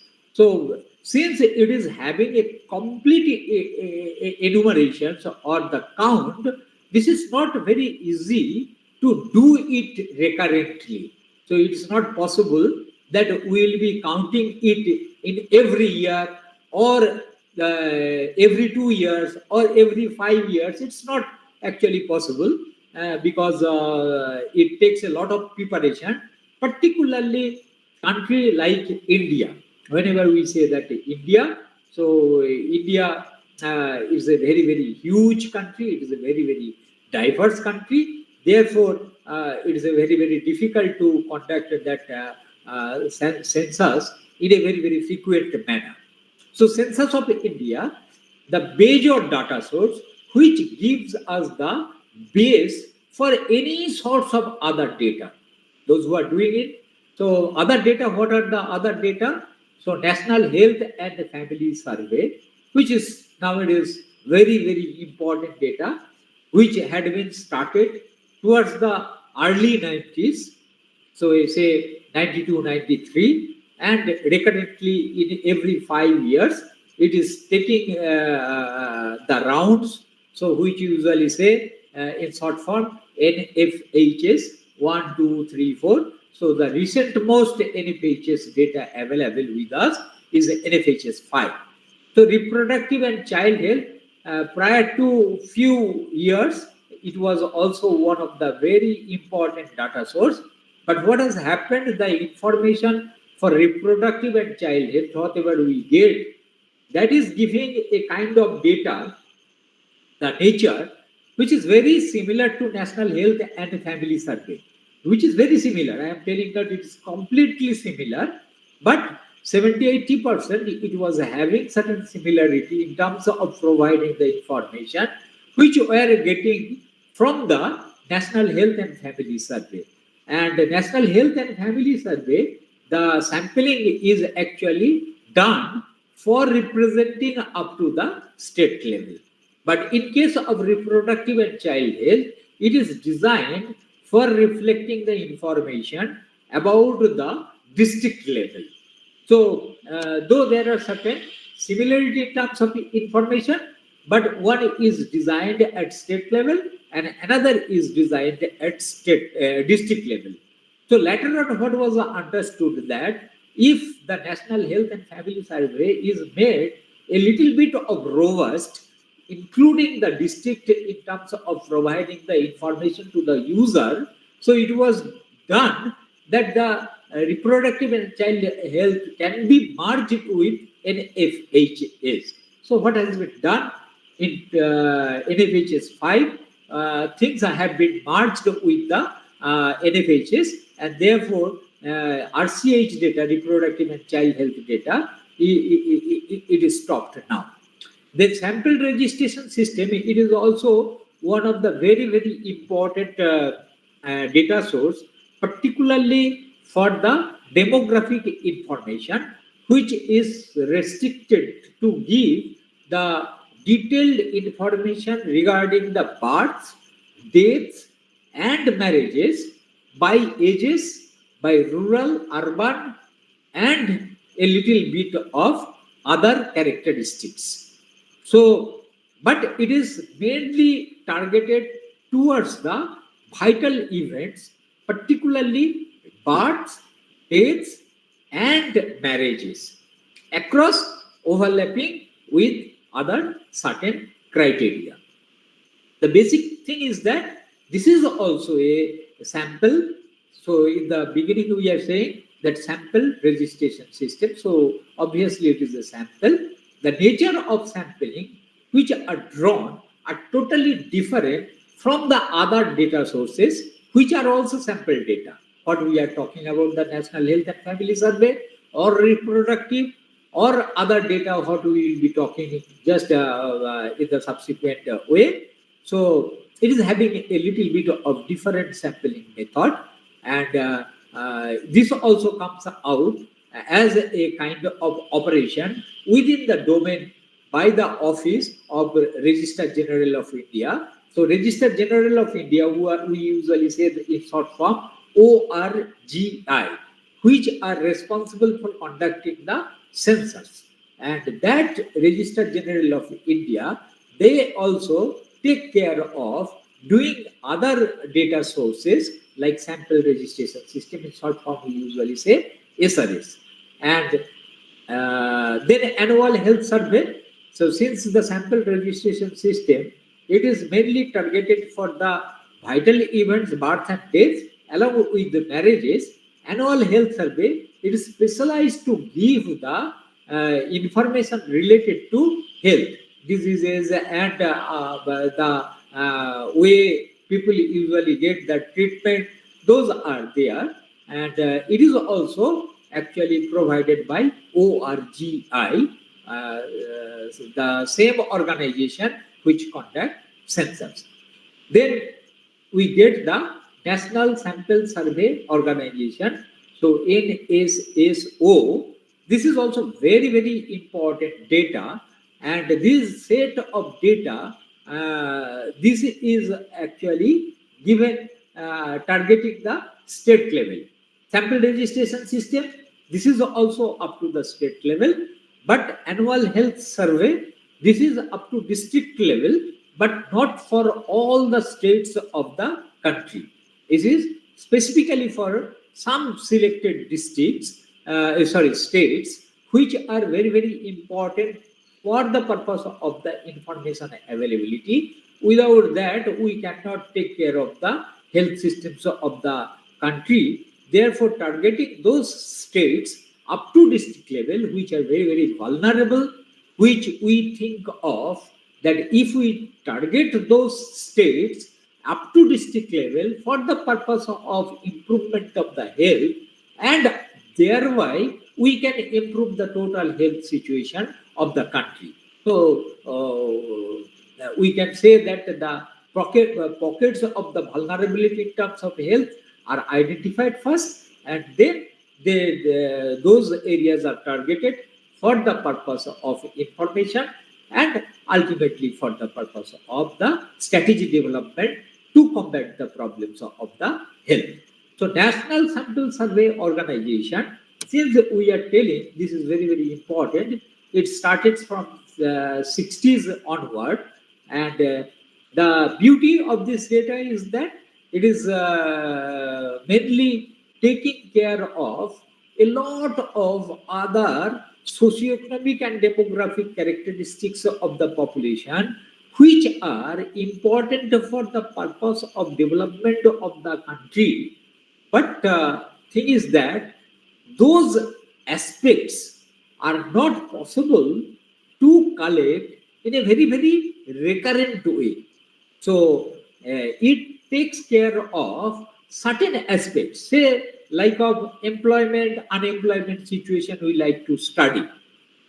The details of it, of the employment and unemployment, or say if we want to take care of the educational aspects of the population, that nitty-gritty of all sorts of educational aspects of the people, or if we think of taking of the health aspects of the people, that starting from the all sorts of diseases, from starting child to say up to the aged population 80 plus, and way of expenditure for the purpose of treatment, and say that in all sorts of medical facilities across, say, allopathic, homeopathy, or Ayurvedic, and the hospital systems, how the people are getting benefit from the different hospitals in terms of getting the treatment services. So, a National Health and Sample Organization, they usually take up those specific issues and try to go as depth as possible. A lot of detailed informations are designed for giving the actual importance for this survey, and but it also takes a kind of round in every 5 years. It tries to actually get the round repetitions in it, so that a temporal kind of analysis over the period it can be done. So there are several other sources of data, that vital statistics, causes of death, or district level educational informations, or all India educational survey. So all sorts of other data are there. It's very, very difficult to, or nowadays a longitudinal age survey, we usually say that LASI data, or there are several other data set sources. but but if we say that at a very, very robust way at state level or district level, these are the most important data sources. And again, I like to mention that whatever the data, except Census of India data, all the other data are mainly the sample data, which are designed based on the total population distribution as provided by Census of India. So mother of all data is the Census of India data. So baseline surveys are done from the Census of India. Wherever the Census of India data are not there, so the people usually do the projected data on that particular year based on the census data, then the samples are drawn. So therefore, we like to discuss census of India data at length. I am trying to create a certain base why people should know the census of India data, because it is the mother of all data sources. Because if census of India data are taken off, then we do not know the reliability of any other data. If the reliability are not there, then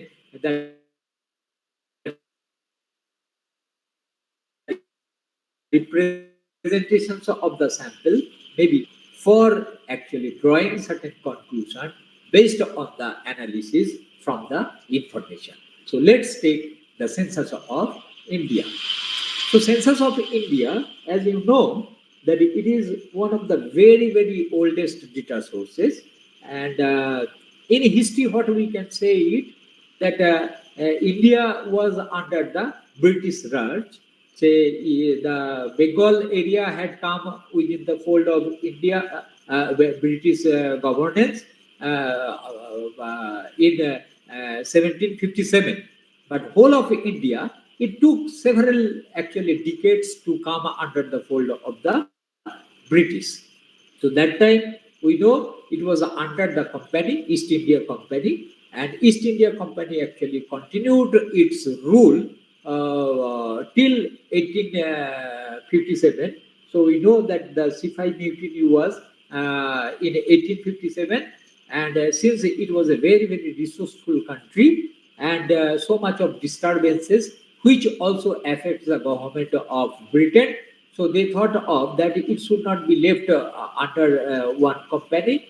So in 1858 it came under the direct control of the census. Modern census in the world was conducted in 1801, but in India, once it came under the British Raj 1858, then government thought that meticulously, if we want to draw the exploitations or utilizations of the colony, which is in India, then we need to know the characteristics of the population, because ultimately it's not possible to bring all sorts of ingredients from the parent country and take the resources of India exported to the parent country Britain, the colonial power Britain. So they need to take the help of the people, those who are living within the country. So they should be employed, and they should be strategized for the operations of the functions of the administrations, or the security purposes, or for the development of the skilled manpower, which ultimately will be helping the exploitation of the resources for the purpose of the Britain. So everything was targeted for the purpose of the Britain. So therefore, you need to know the characteristics of the population. So since Britain had been doing their census operation 1801, so they had the experiences how the census are to be conducted. So since 1860s, Britain started thinking of taking a kind of information of the people living in their colony, India. So ultimately, in 1867, they formalized for the operation of census. And 1867, though they started their first census, and the census was conducted in a very, very staggered manner. So it was not actually done in a very, very concerted, coordinated way, synchronized manner throughout the country in 1867. They did it in a phase wise, and the phases actually lasted almost 5 years, which were completed in 1872, and therefore usually the first census of India under colonial power actually done in 1872. But actually that census was started in 1867. So we usually say the non-synchronous Indian census, and After that, actually 9 years after, 1881 was the next census, and in a very sequential manner, since 1881 till 2011, we have got the conduct of census without any break. This is very important. And sometimes back we used to say that India has a glorious, unbroken conduct of census history, which has been broken only because of the corona in the present decade. Otherwise, we are supposed to conduct one census in 2021, which has not been possible. And all the censuses are done in a decennial way. So, in every 10 years, we usually conduct. So, if you say that 1881 till 2011, in a very concerted way, we have conducted census of India in every 10 years. So you can take 1881, 1891, and 1901. So in this way, it has. When we say that a glorious, when then we need to actually say why we say that it is glorious.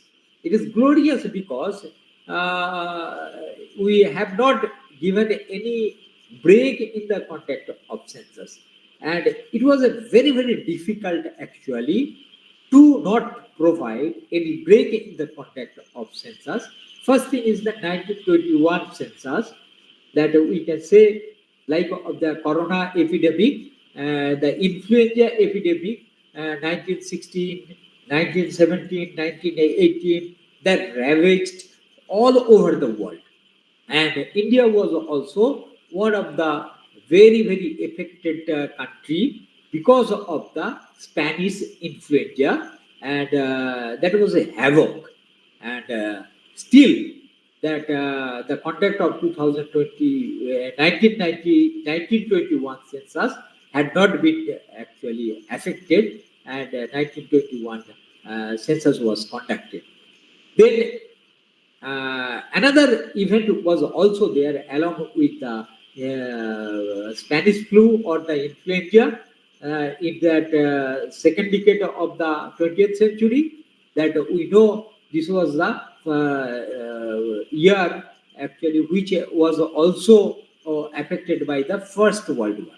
We know the First World War started in 1914 and it continued up to 1918, 1919, actually, if we take it up. So, India, as a colony of the Britain, it had also got affected, and we know that India's administrations, India's defense was geared up for the participation of the First World War. And since Britain was too much engaged in the First World War, so it could have been easily avoided for the conduct of census in 1921, but still it was conducted. Then we can take the second blow, which could have broken the continuity of the Indian census in 1941. So it was in the middle of the Second World War. We know 1939 it started, 1945 it ended, but still 1941 census was not broken. Third blow could have come in the context of Indian census in 1951. We know British had thought that the Indian people will not be able to manage the administrative complexities of the country. They are superior, and once they have given the independence, but these societies, which are very illiterate in terms of mass lack of mass educations, it is not having that much of skill in terms of its administrative knowledge. Therefore, and maintaining certain ethos of democracy, so it will be very difficult to handle the complexities of census operation. But still, we find it has been the fact 1951 census Indian people successfully conducted in the independent India. So this is a huge operation. Then next, we could have got a break 1971. So 1971, we know that India was engaged in a full-fledged war with the Pakistan, and ultimately we know that Bangladesh had been created because of that war. But in the year of war, still India managed to complete its census operation in 1971. So these are the bottlenecks which could have been fully justified to have a break in the continuity of the conduct of Indian census. But still, we have not actually given any break. And therefore, we say that it has a glorious history of continuous conduct of Indian census. But 2021 census, it has got a break, and there are several ways actually to interpret it, because the government of India is thinking in a totally different way how the new census can be conducted. It is not that the way we used to conduct the census, that it used to be followed in the new millennium and the new era in 2021, and it is planning further that in future decades how the census operation can be modernized, and with the IT and other facilities technologically, how it can be developed in such a way that these operations can be made more efficient, and so many other aspects are there. Since it is going to have a structural kind of change in the context of Indian census operations, so government is taking a time a little bit. Most probably 2024 we may have the contact of 2021, and that will be altogether a different contact of census. Altogether a different contact of census. The way census is preparing for that. So it is not simply a break, but it is going to have a structural change in its operation. Therefore, it has given a new look to the conduct of the census operations, and it is mainly actually initiated because of the problem of the COVID, but several other issues are there for this conduct of the census. Second thing is that the method of conduct of the census, that we have noted two methods of conduct of the census, de facto and de jure. So de facto, we are telling that method of conduct of census, the counting of population as and where they are found. So as and where they are found, we are telling, means this method was that a operation which used to last for only a day. So 24 hours operation. So within 24 hours, that movement of the people used to make free. So people will not be able to move from one place to another place. So the whole movement used to keep in hold, and then if you do not make the people stationary, so by administrative order, the movement of the people used to actually kept on hold. So you don't operate traveling modes, or you give instructions like in COVID. What we did actually, by order, administrative order, people were asked to stay in their own residences, not moving here and there. So de facto method is usually that sorts of order, where the freezing of the movement of the people used to do it, and during that time the enumerator used to visit the people, and they used to collect the information from the people as and where they were found. Whenever we are telling as and where, the way it means that if some persons are living in Lucknow and had come to Delhi for some purposes, and on the day of operation of census, the person is found in Delhi, the person will be counted as a person of Delhi. Same way, suppose someone has moved from Delhi to West Bengal and on the day of operation in the de facto method, the person has been counted in West Bengal, the Delhi person will be counted in West Bengal for their characteristics of the population. So I think I have amply clarified what actually de facto method is like that. So this, whenever we are freezing the movement of the people, this cannot be done for a longer period. That used to do within 24 hours. But you need so many enumerators. The persons who will be responsible for collecting the information from the persons. So you have to deploy so many enumerators. So that was one of the problem. Another problem is that since it is a one day operation, you cannot keep on asking so many questions to the households or the individual in terms of collecting their information. Or we can say the questionnaire cannot be a very, very lengthy questionnaire. The data are also very, very high. The quality of census may not be that good. So therefore, this method continued up to 1931.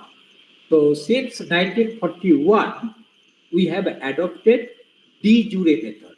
So de jure method actually it is basically to take the information of the people in their usual place of residence.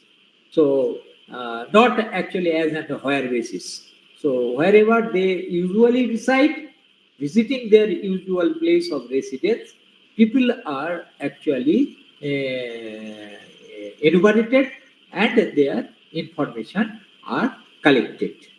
So this is a kind of operation which lasts for several days. In the present day operation, we can say it is a roughly 3 weeks census operation. If we say 2011 census or 2001 census or 1991 census, the last 3-4 decades, if we see it, this is actually operation which usually had started 9th of February and completed on 28th of February by midnight. And the reference date of all this data are from the 1st March of that particular year. So if you say that 2011 data's reference day is the 1st March 2011. So likewise 1991, 2001 or 81 all are having the reference date of 1st March 2000, 1st March of that particular census year. 81 or 91 or 2001, 2011, it's like that. So de jure is in there counting the usual place of residence. So in that case, what we usually say, if some person is coming to Delhi, but usually the person is residing in West Bengal, and since 3 weeks of operation, so the details of the persons are counted in their place of origin, not in the place of destination, unless they usually express their desire otherwise. Means I am telling that if the person says that, since then the person will be living in Delhi, and Delhi will be the usual place of residence, the person has come from West Bengal, then the person will be counted in Delhi. But if the intention is there of going back again to the origin, then the instructions are like that. The person should be counted in the origin, not in the temporary destination as it had been. So de jure method, the benefit is that you can canvass a kind of elaborate questionnaire, means you can collect a lot of other characteristics which you find very, very relevant for the analysis of the population in terms of their social status, in terms of their economic and demographic characteristics. So de jure method is a very, very, and India has been very, very specialized in giving a very good census operations. And stages of operation is a very, very elaborate actually discussions regarding the stages of operation. Since it is going to have each and every count of the population, it's not very easy to do with a actually very short or ad hoc kind of preparation. You need a very meticulous, regimented, well coordinated, and well planned strategy for the conduct of the census. So what it usually do, that till 1951, census was a kind of temporary office. Though it had certain organization, but it used to pool the human resources of the personnel from different areas. Till 1931, when the de facto methods were there, it used to actually deploy the defense personnel for the conduct of the census operation. In the both way, for the controlling of the administrative dictates of freezing the movement of the people, so you need to have the security personnel for perfect implementation of that. And along with it, they used to assign these tasks of collecting the information from the individuals and the households. So defense personnel were intensively used in the de facto method till 1931. And in D0 method, that civilians actually participated a lot in the conduct of the census. Means mostly the health workers, the school teachers, and so many other government functionaries, they were deployed for the enumeration purposes. But 1951 census till 1951, the pooling of the manpower for the purpose of conduct of the census used to done from different departments of the government, and once they used to actually involve in that operation, so after the completion of the operation, they used to go back to their parent organization. And therefore, what had happened in the independent India, it thought of that they need to have a very good analysis of the data. So it is not only the collections of the data, it should be actually publicized in such a way that the meaningful information comes out for the ground conditions of the social, economic, and demographic situation of the country. They need a permanent body. So since 1961, the Indian census operation got a permanent body, and we'll be happy to know that the then ICS, that Indian Civil Service personnel, Ashok Mitra, he was the first Registrar General of the permanent office of the Registrar General, and he developed so many methods for the conduct of the operations of the census. And since 1961, we usually say the standard of Indian census actually elevated in that height. It got the recognitions of the world body in terms of its reliability of the information. So 1961 census, we usually say this is the first modern Indian census which is recognized as a very good standard by the world body. And the helm of operations was managed by Dr. Ashok Mitra. So two Ashok Mitra we know, one of the finance minister, he was in the left government and in the initial stage of the left government, and another Ashok Mitra, yeah, ICS Ashok Mitra, both are the economists, and he actually gave the status of Indian census as the modern quality Indian census operation since 1961. And in the stages of operation, first what it happens actually prior to the actual conduct of the census, 3-4 years prior, the previous census questionnaire are discussed at detail with the users, and the availability of the data, whatever are there, those are also analyzed by the users. So the questionnaire and the quality of the data and its usefulness and its shortcomings all are actually discussed in several user conferences.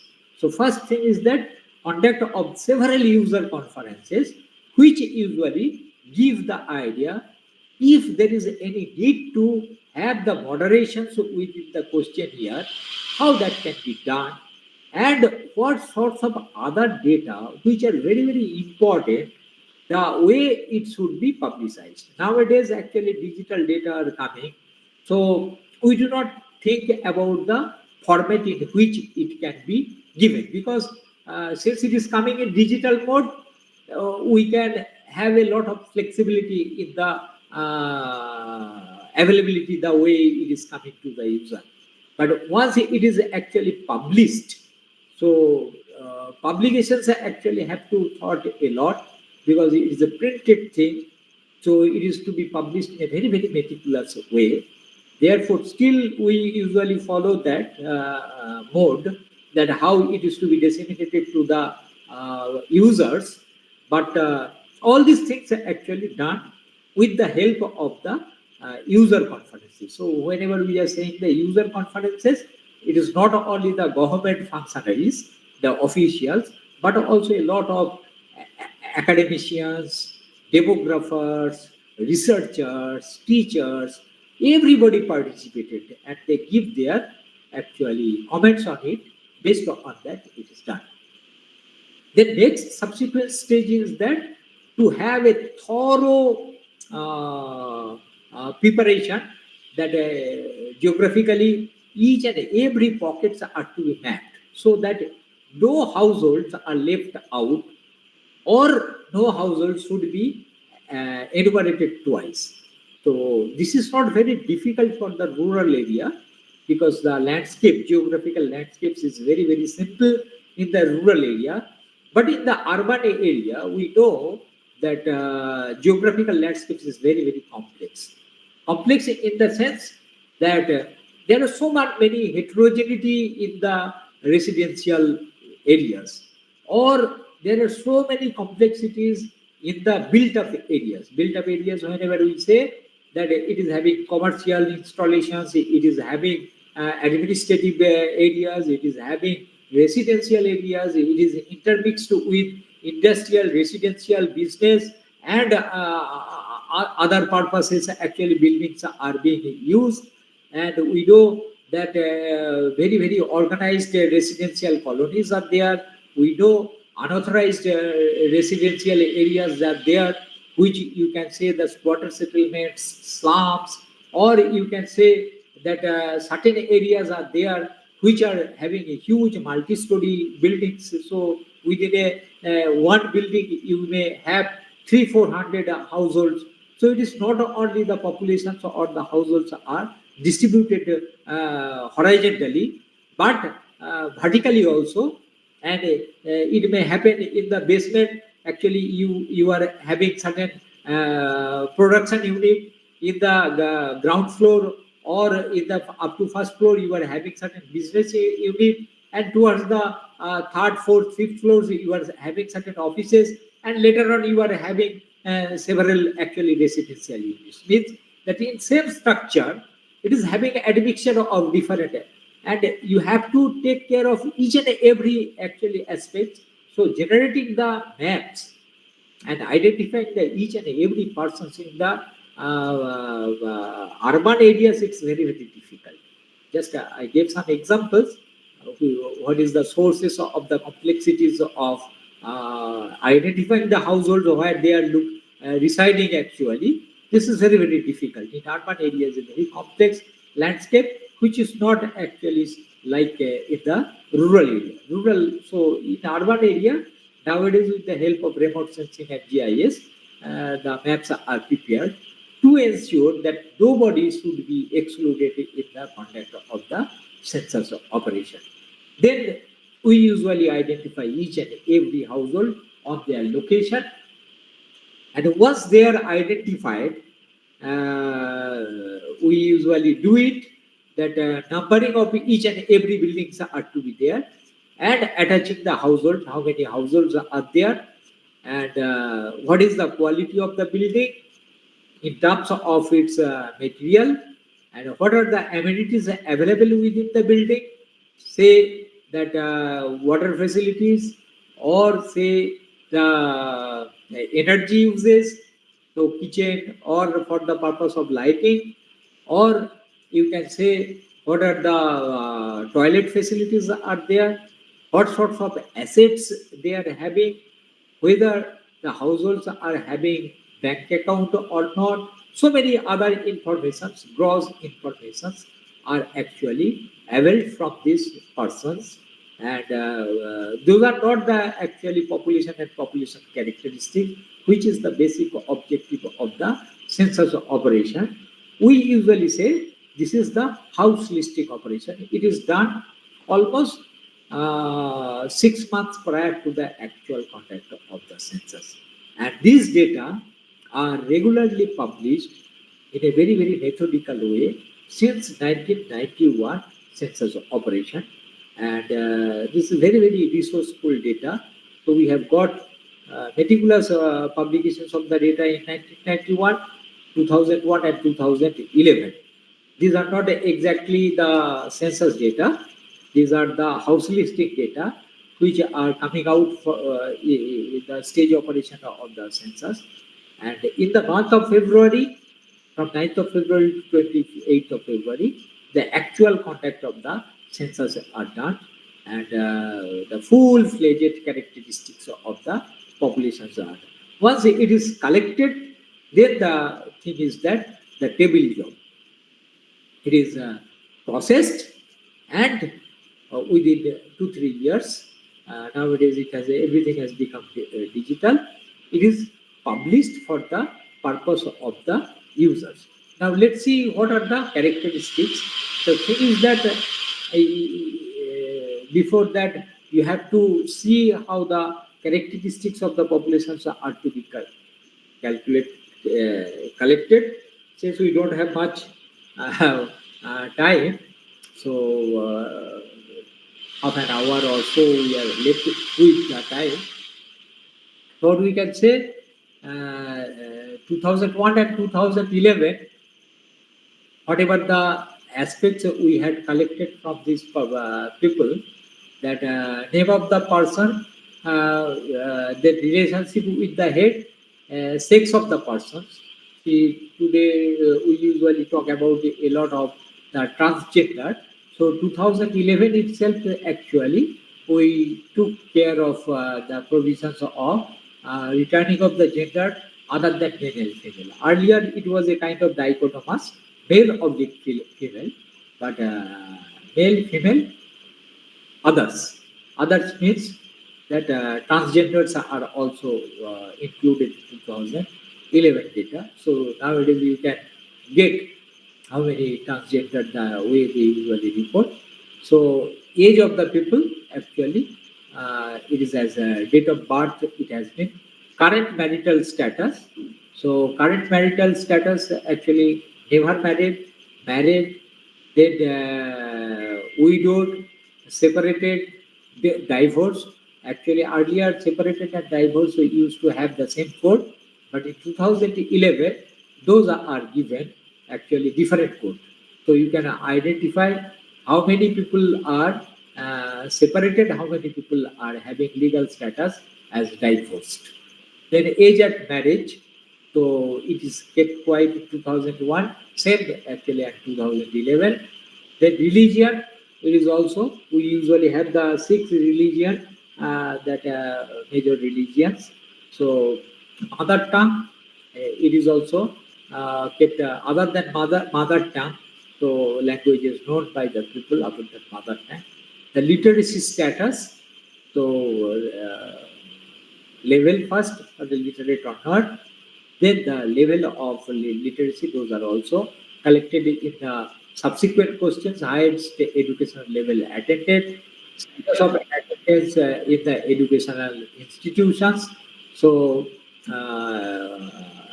whether people are attending or not, those are also, so separate codes have been provided. So those who have attended or those who have never attended.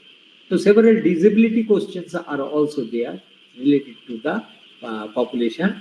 Then we usually take the economic conditions of the people. Did the persons work any time in the last 1 year? So this is also work anytime, additional codes have been given in 2011 actually, that we usually say the marginal worker. So our concept is like that. Those who have worked more than 6 months, we usually say that paid workers, and those who have worked less than 6 months, they are designated as marginal worker. Within the marginal worker, separate codes have been given, less than 3 months and more than 3 months. So if they are marginal workers, so 3 to 6 months and 3 months, these are the separate codes are given. The category of economic activities, this is also having the same occupation of the person. I think the industrial category and occupational category people know a little bit. Industrial category usually say that suppose if you say that you are working in Tata Steel, so Tata Steel, so it is industry. So economic activity, work category, it will be industrial. But in Tata Steel, what actually you are doing?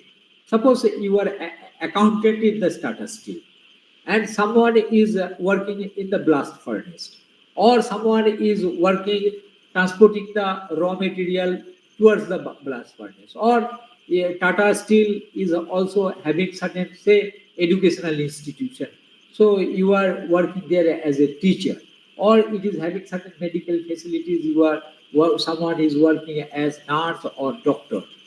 But if we say that work category, all these people will be working in the Tata's company in the Tata Steel, Jamshedpur say, we can say. But when we take the occupation, means the actual work that they are doing. So someone will be accountant, someone will be driver, someone will be teacher, someone will be in medical profession. So occupation and work category, I think people can understand what is the difference in it. So, describe in details of the nature of industry, trade, and service. This is also actually take the details of the class of workers. So, we usually say that 4 classes of workers are there: employed, employed, self-employed, and others. So, the class of workers. And for the marginal workers, several other codes are there that or those who are seeking or available for the jobs, those are also, so we can get the estimation of the unemployed persons seeking or available for job but not they are employed. Travel to place of work, and the distance from the residence to place in kilometer, yeah, place of work in kilometer, mode of travel, so by walk or by train or by, so several responses can be taken. Place of birth, actually 23 to several say 27 actually, 23 to 27, these are related to the migration. Place of birth, the place of last residence. So the basic thing is that if your place of birth and place of enumeration is same, we usually say you are not migrant. But what happens, it continued till 1971. Later on, it was found that the return migrant cannot be captured with the place of birth questions alone. So, place of last residence should also be included. Suppose if a person had left their village, say after class 10, and worked throughout the life, and after 65 or years of age, after retirement, or when they became old, came back to their original position. So the place of birth will be similar. Place of last residence will be different. So place of last residence also gives us the migration. So since 1971, place of last residence has been included within the questionnaire. So nowadays, whatever the migration estimates, we usually do it. All the demographers prefer to do it on the basis of the place of last residence. Whether it is NSSO or NFHS or any other actually database tries to capture the migration estimates. Either it has to be captured with the place of birth, but most importantly, the place of last residence is very, very important for the capturing of the magnitude of the migrant. Then several other characteristics related to migrants are also taken. At the time of migration, was the place of residence was rural and urban. So we can classify the streams of migration. Those who have worked, I do not know what is the composition of the participants. So we usually say streams of migration. So rural to rural, rural to urban, urban to urban, or urban to rural. We usually say the four streams of migrations. That usually actually obtained from this question that the time of migration, what was the place of last residence, rural or urban. The reasons for migration, several reasons are there. So major reasons of the migrations, how do we usually get in the short distance migration? We know it is the marriage. At long distance migration, it happens because of the business or employment or education or because of certain disasters and other things actually. So 6, 7 reasons of migration, those are taken, and duration of the stay in the village or. So if the last residency is different, so people are asked how long they are residing in that particular area of enumeration. So we usually get the duration specific migrations from these questions. So several other questions are actually asked for the purpose of the measurement of the fertility, number of the surviving children at present, total number of children ever born to a women, and number of children born alive during last 1 year. So all these questions actually give chances of giving certain demographic analysis from the data. So what happened in 2011, certain agricultural information was attempted to collect, but later on it was found that the quality of the data are so poor. So 2011 those were dropped. So for an idea, you can know that total net area land under cultivation or plantation, or net area irrigated land, tenure status under cultivation or plantation, so whether they are doing their cultivation in their own land, or it is taken in the lease, or the persons are working as a laborer in the. So all sorts of agricultural information were collected, but it was found the responses or the quality of data were so poor. Later on, it was dropped in 2011, and but in 2001 also, particularly the demographic information and the other information starting from questionnaire 30, 31, 32, 33, those were not of very high quality, and people usually use in a infrequent way all this data. So once all this data are collected, we know that how the things are to be actually published for the purpose of user. So what happens, census usually publish in a form of series of the data. So there are several series: A series, B series, C series, D series, and F series, and H series. So we will try to know what are the series of the data. So A series is the general population table. The most important information in the general population table is it's a very, very important data.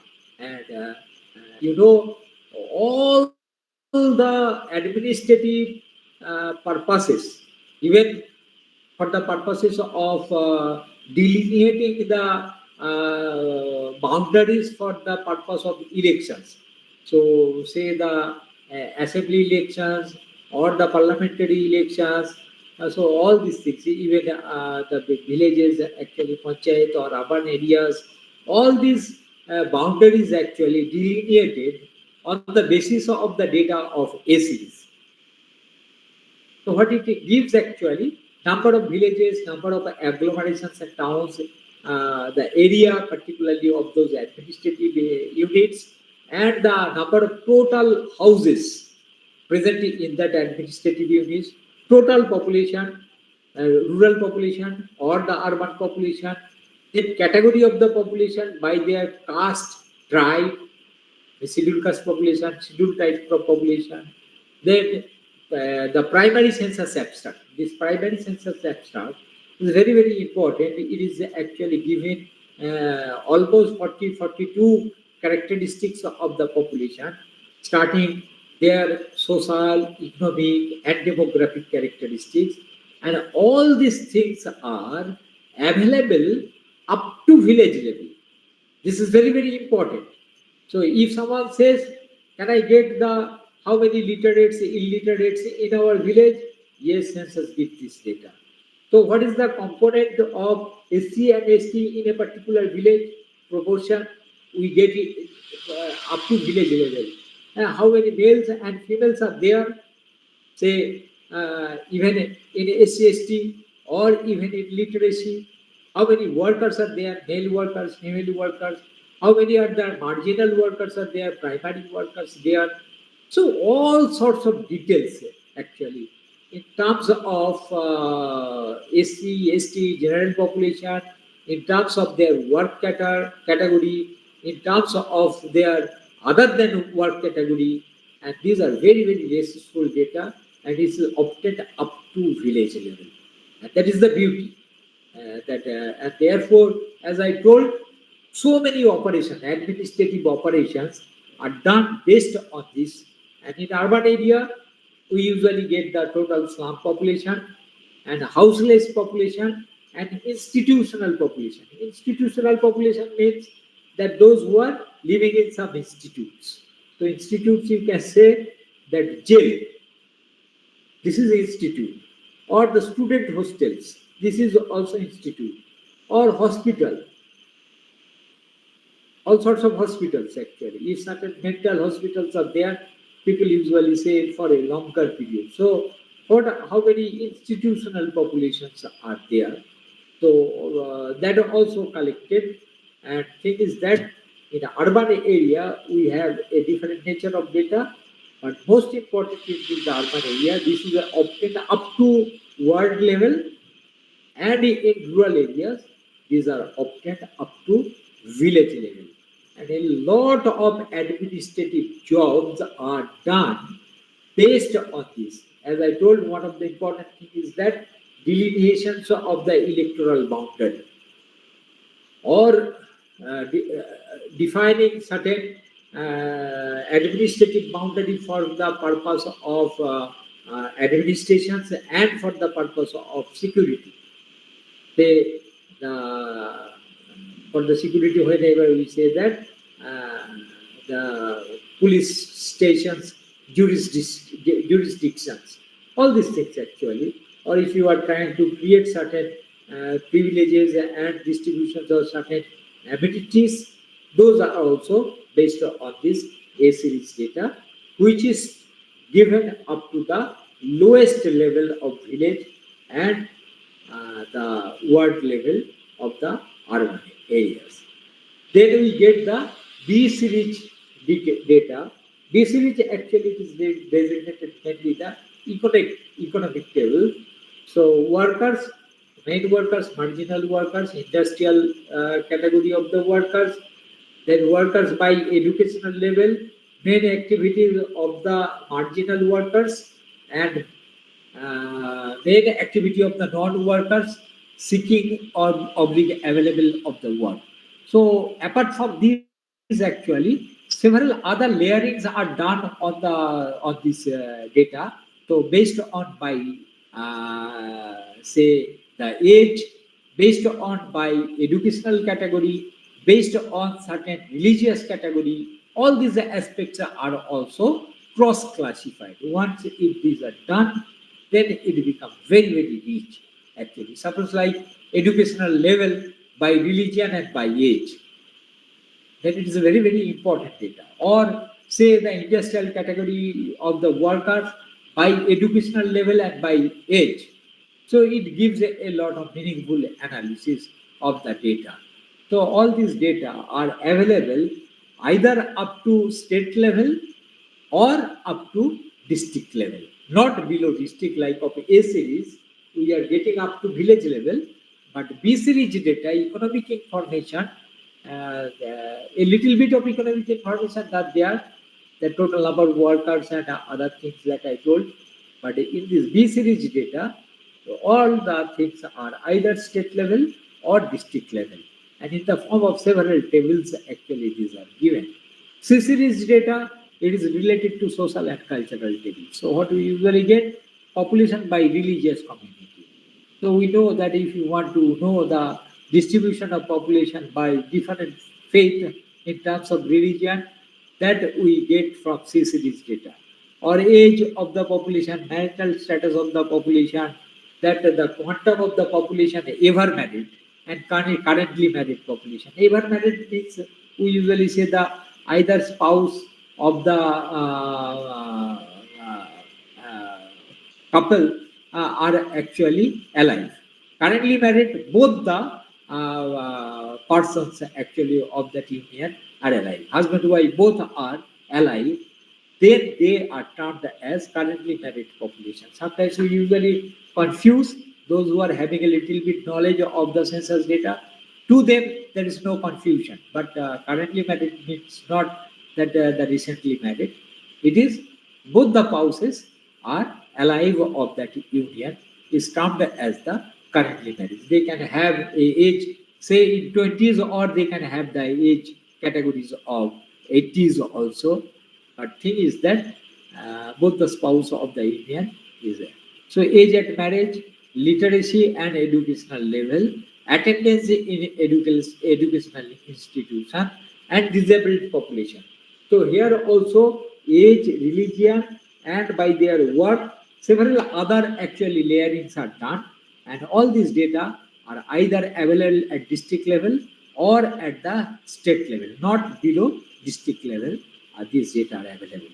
So these are very, very important data, and therefore we can get very meaningful researches based on social and economic analysis of the population. D series actually, this is migration table, and those who have worked a little bit, they know that it is a very difficult actually the way data are placed. It is a little bit knowledge you need to handle this data. It's not a very, very simple data. So the presentations of the data are different, not only in terms of its concept, but also in terms of inferring information based on the publication. So, but anyhow, the characteristics how we usually get it: migrants by place of birth, by place of last residence, the durations of the residence, intra-district migration, inter-district migration, interstate migration, and international migration. So, whatever the data are there, we can get different administrative divisions and streams also we get it. I told that rural urban streams actually that we can get reasons of migration, age, marital status. So if we take the migration data, so whether what is their marital characteristics, those are there. So educational level of migrants, economic activities of the migrant.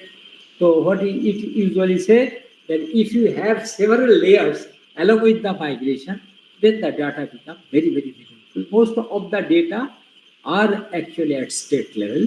Few of the tables are below state level, but no data on migration are available below district level. All the data are having the maximum disaggregation up to districts, except general population table A series data, all are either district or the state level. So F series data fertility, I told actually percentage of the women, parity and total number of children ever born, surviving children, number of births last year, birth order. So all these actually this is specialized for the demographic research. Those are very, very helpful. Then HH series actually household tables. So number of households, household size. Household size means that in each and every household, what is the average number of the people? That in India, it is generally found that it is around 5.5 average size of the household. So if you take the total number of households and the total number of population, if you just divide it, so you can get the average size of the household. Those are very, very important. Apart from that, we get the male or female-headed household. The connotation is different. If it is a male-headed household or the female-headed household. I need not to explain further. Those who are from sociology or political science, they know that what is the connotation of male-headed household and female-headed household.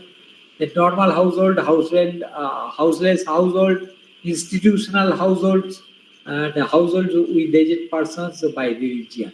So the age series also we are having in terms of religion and in terms of the age of the head of the household persons. So these are very important data. And last, we usually get the age series data, as I told that this is houselistic data. Number of census houses, material of the world, materials of the roof, material of the floor, number of dwelling units, rooms are there, sources of drinking water, sources of lighting, availability of bathroom, types of latrine, types of drainage. So whether those are covered or uncovered drainage, fuel used for cooking, availability of the assets like radio, transistor, television, telephone, bicycle, scooter, car, etc. This is a very, very important data source. So this is all about the data. Census not only gives the data, but also it tries to give the quality of data with the help of the net omissions rate. We usually say the post-inversion check data. So post-inversion results once it is given, so you can get the idea what is the net under count. So that quality of the census data. I am not entering further discussions. So we know 2011 census was the 15th census of the actually since 1872, and a lot of other information are there. I concise it, and I had certain figures of the results of the census data. So it's very, very important.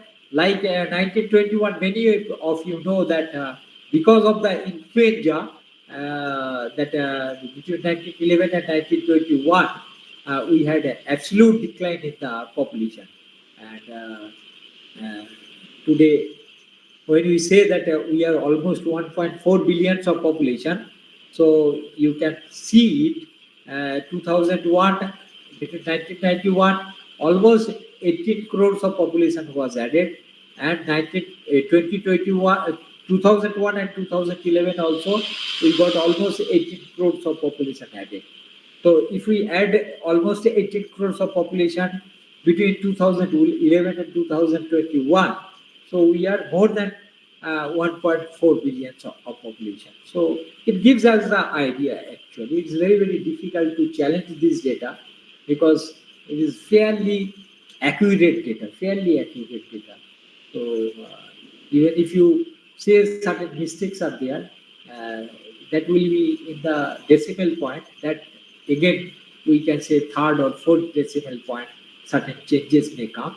But first and second decimal points identifying certain changes in the characteristics of population is very, very difficult. I like to skip some other thing. If it is needed, we can discuss actually. So National Health and Family Survey actually. So what do we usually say that what are the characteristics? I am just forget about whether it is NFHS 3 or NFHS 4 or NFHS 5. But the main characteristics we usually get details about the women. So age 20 to 24, what is the marriage? What is the marriage of the male also? Total fertility rate, children per women, and women 15 to 19 regarding the reproductive information of the people. So median age of the first birth of women, married women with two living children or not, two sons, one son or daughter, one daughter. So much of actually detailed information of reproductive and family planning.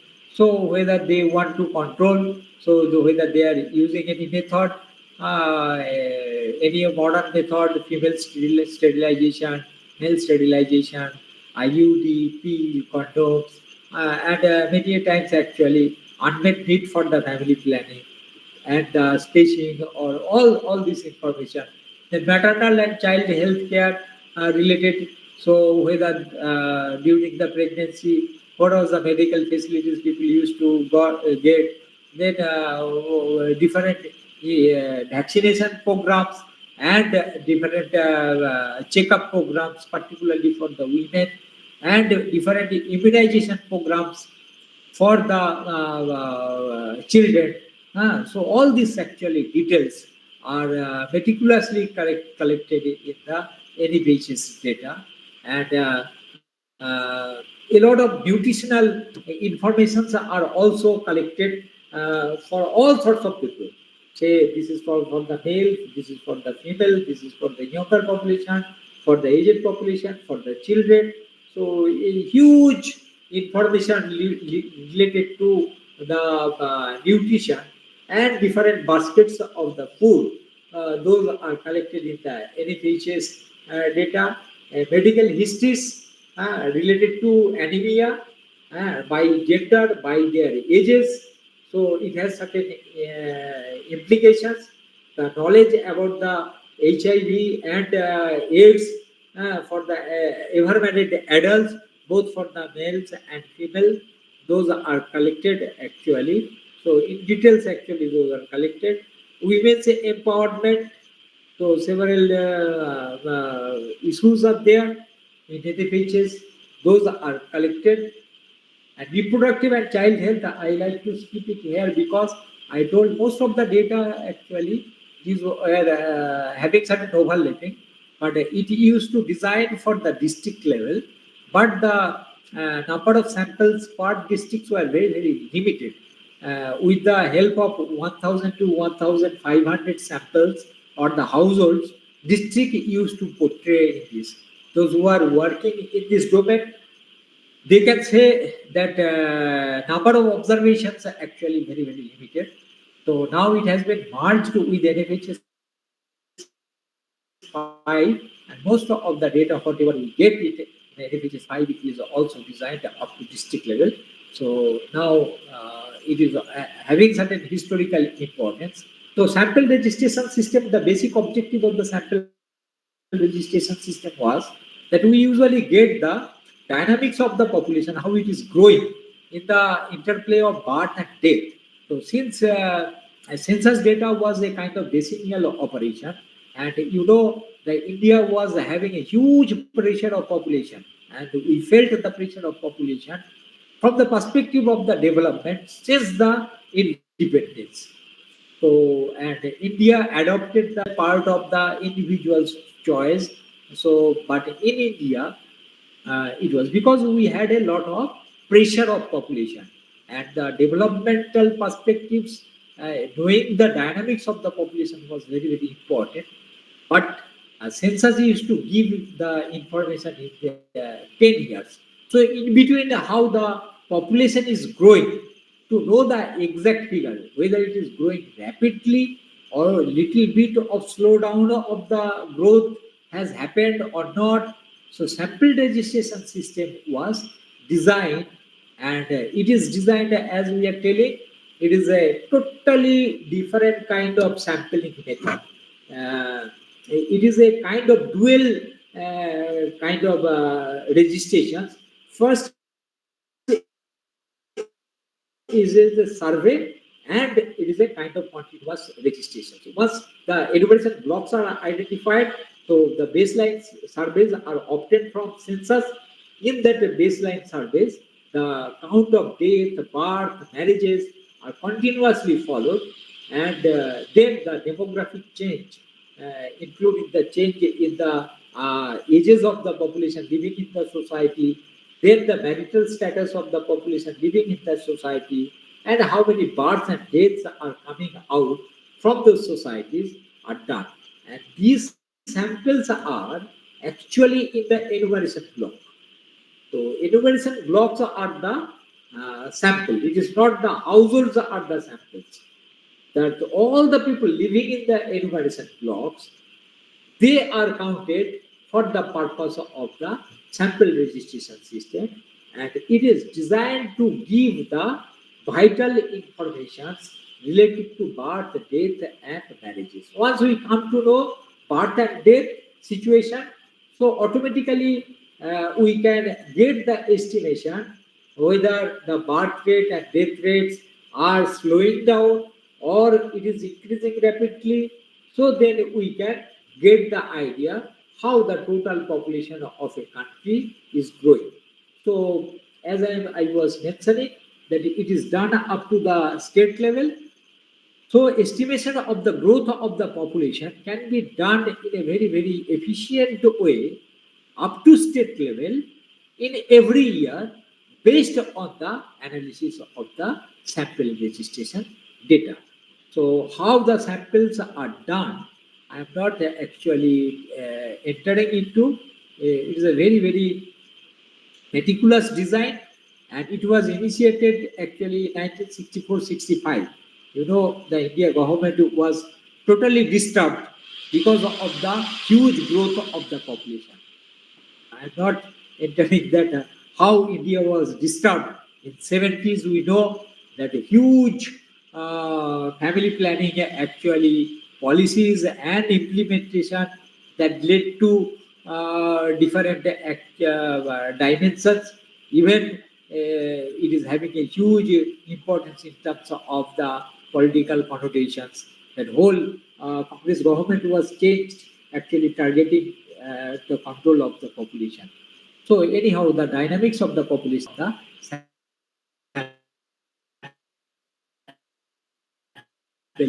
registration, and the key feature, as I told, the birth rate, death rate, infant mortality rate, total for the help of the sample registration. Maternal mortality rate is actually taken for that annual health survey. So what was the importance actually? Why this?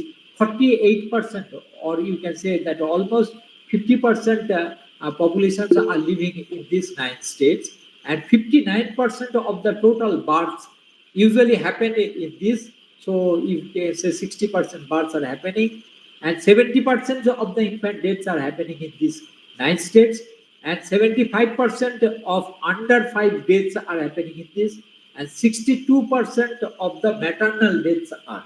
So as we was telling, that if we just take care and effectively implement the health services to these 9 states, the huge problem related to health of the country can be countered, and therefore the details related to health were done intensively for this, and annual health survey is to give the information for that. So I am not entering. It had a coverage of 284 districts. So now NSSO, we told actually NSSO has a kind of functioning, conducting multi-stage subject, and it started in 1950s. Yeah. After the independence, so India thought of that it should have a effective kind of developmental programs. So mainly 4 types of household surveys, enterprise surveys, village facilities, land and livestock holding, and the cycles actually it is well defined cycles surveys which is in 5 years actually. So 2 cycles we usually get in the 10 years period. And so what are the schedules? Consumer expenditure and employment, unemployment. This is done twice. Social consumption, health and education.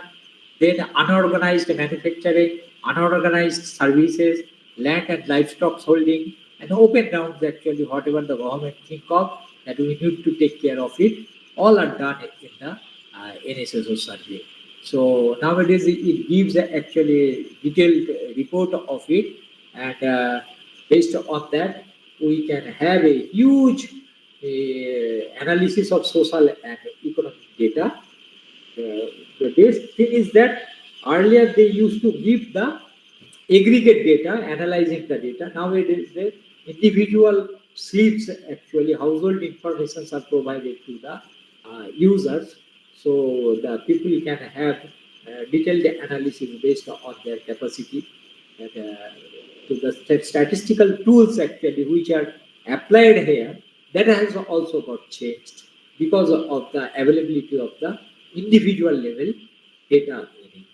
So sorry, I just overshoot a little bit. So now I give the floor for the next question.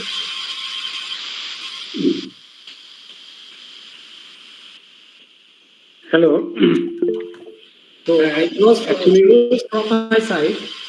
Now, if the persons are interested, and if the time provides, the coordinator can say it the way they accept it. The organization, any sorts of interactions, I am ready. If the time paucity is there, so that the people participate. Good afternoon, sir. Thank you for your informative presentation. Sir, no query, just want to clarify a very small point, but twice from you. Sir, in writing many articles, we have to quote data figures from our census data. Sir, in that case, we are taking 2011 as our recent census data, right, sir? Yes, yes, yes. Yeah, Because and that sir, is the census actually conducted. So the base survey is 2011 data. 2011. Okay, sir. And one more thing, sir. Are we defining this census data as a population data or sampling data? The census is the census data. Na? Census means it is the total count of each and every population. Okay. Census actually, therefore, whenever we say the base data, so Yes. suppose if we are getting certain data in Yes. 2023, so Hmm. the samplings are to be done based on census data. So suppose Okay, sir. certain NSSO data or NFHS data, you will be finding that NSSO is even giving consumer price index, but its base population is census data, which is the base is of 2011. Any data, sample data, is based Yeah. on census base. Okay, sir. You don't have Thank you, sir. another option. Please identify yourself. Sir, myself, Oishwarjo De, Assistant Professor, Department of Education, Chandraketugarh Shohidullah Shriti Mahavidyalaya, which is affiliated to West Bengal State University. So your background is education or some other actually economics or No, sir, education.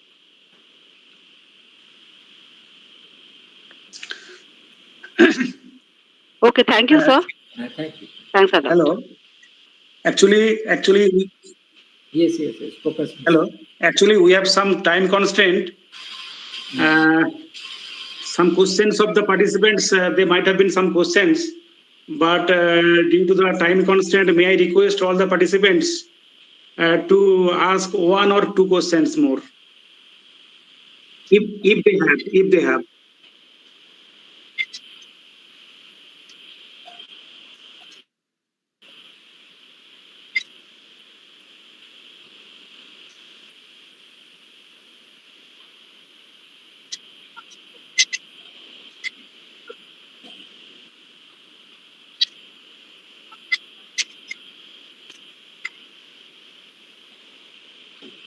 See, census, what it has done actually, since 1991, they are giving all this data in digital format.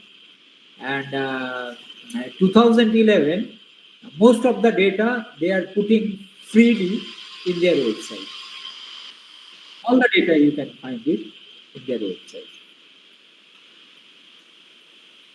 User listing data, house listing data are available in the census website. As I told, actually they have the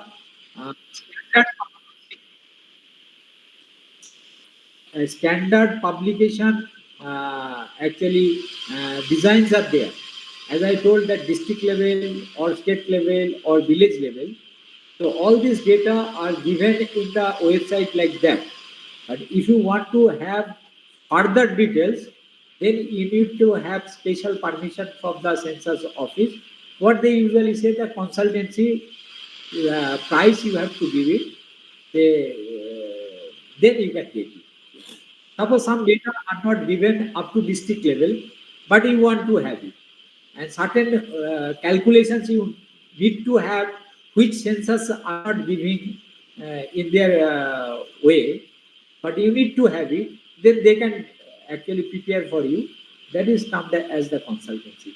And the standard publication designs all are available 2011 data and 2001 data in their website.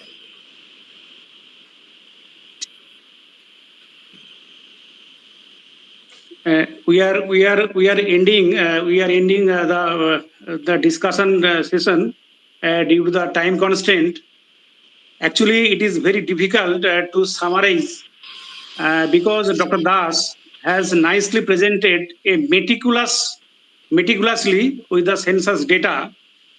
It is very difficult. In spite of that, I am just due to the time constraint. In spite of that, just I try within 1 or 2 minutes.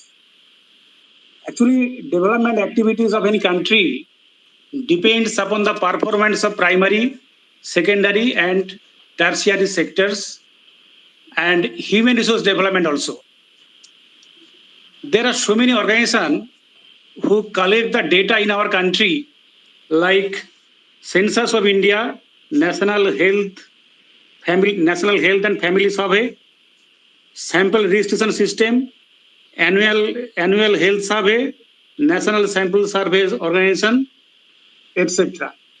Among them, I think Census of India is a major source of data, mainly primary data. Among the Census of India is the major source of data. He discussed meticulously about the history of census, different definitions, component of the census data, classification of the census data like ABC, census data, etc. Structure of questionnaire of different type of data, different type of migration also, and like that. In a word, in a nutshell, it can be said that we have been enlightened from the discussion and speech of Dr. Das. I request Mousumi Sarkar Yes, sir. to deliver the vote of thanks. Okay, sir. I am Moushmi Sharkar, Assistant Professor from Sri Ramakrishna BT College, Darjeeling. And firstly, I want to thank the Baba Saheb University, Education University, and the IQAC of Kalinagar Mahavidyalaya to organize such an beautiful and enriching platform workshop and to give me the scope for presenting the vote of thanks. Next, I want to thank our resource person, Dr. Dipendranath Dash, for this enlightening and very elaborative kind of presentation. Thank you, sir. Thank you very much. And I also want to thank all the organizers and also want to thank the participants who are throughout our session. Thank you, sir. Thank you, all the participants. Subhasis sir, have some announcement, I think so. Subhasis sir, please.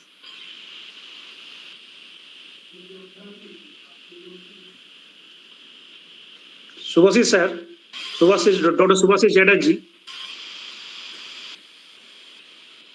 Regarding the examination, I think so. Thank you, sir, for this wonderful presentation. Thank you, Kalyan bhai. Our student technical session is over now, and we can join 2 p.m. for our examination. Sir here.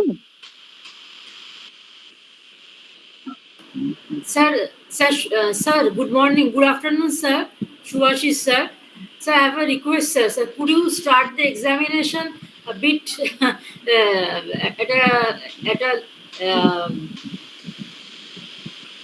a Could we get some more time for the examination to get ready for the examination instead of 2 p.m.?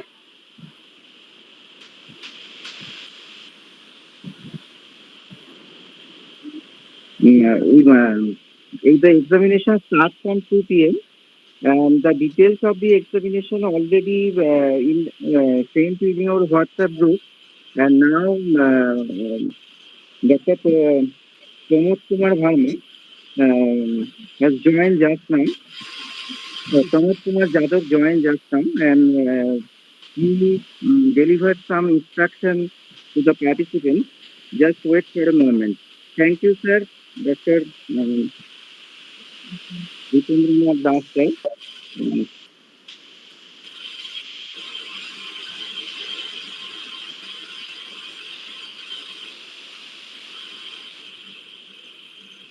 We may leave the platform.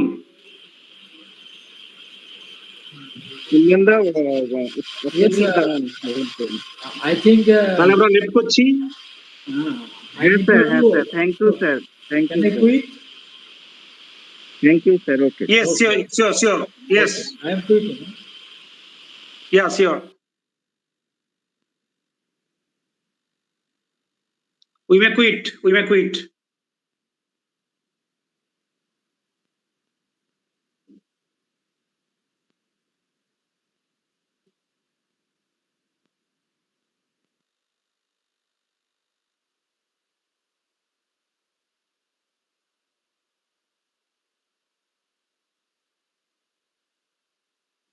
আপনারা একটু wait করুন, Pramod sir এক্ষুনি join করছে।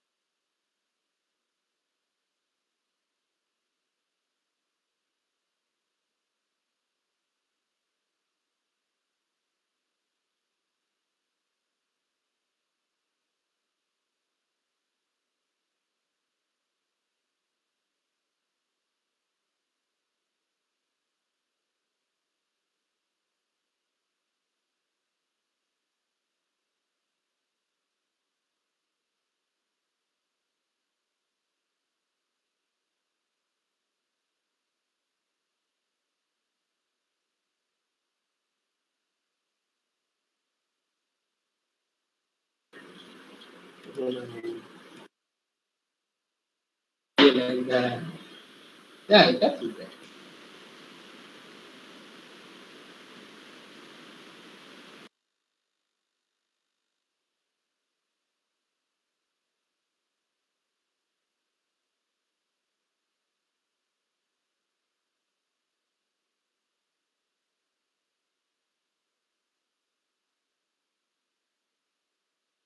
Pramod sir একটু বলে দিন। হ্যাঁ sir. আচ্ছা, সব পার্টিসিপেন্ট আছেন স্যার? মনে হচ্ছে 13 জন। হ্যাঁ, অনেকেই লেফট করে গেছেন অ্যাকচুয়ালি, তাও একটু বলে দিন। আচ্ছা, জাস্ট আমরা একটা লিংক দেব, ওই লিংকটা আপনারা ক্লিক করবেন। ক্লিক করে পরে একটা পাসকোড চাইবে, ওই পাসকোডটা আমরা প্রোভাইড করব। আর জাস্ট আপনি একটা কোশ্চেন ক্লিক করবেন, তারপরে সাবমিট, পর কোশ্চেন আপনাকে সাবমিট করতে হবে, এভরি কোশ্চেন আপনাকে সাবমিট করতে হবে। আর কিছু নেই, আপনারা অটোমেটিকলি বুঝে যাবেন, সব কিছু ইনস্ট্রাকশন ওই কোশ্চেনে দেওয়া আছে। টোটাল 30 কোশ্চেন, টোটাল 30 কোশ্চেন্স আর টোটাল আপনার 60 marks. Each question 2 marks. And I am just asking, there is nothing to do with the Google Classroom, okay? No, I will provide the link in the chat box. Separately. Okay. In chat box. Hello sir sir actually যে অ্যাড্রেসটা যে ফরম্যাটে পাঠিয়েছিলেন ওই ফরম্যাটেই আসবে তো কি hello এটা এক্সাম?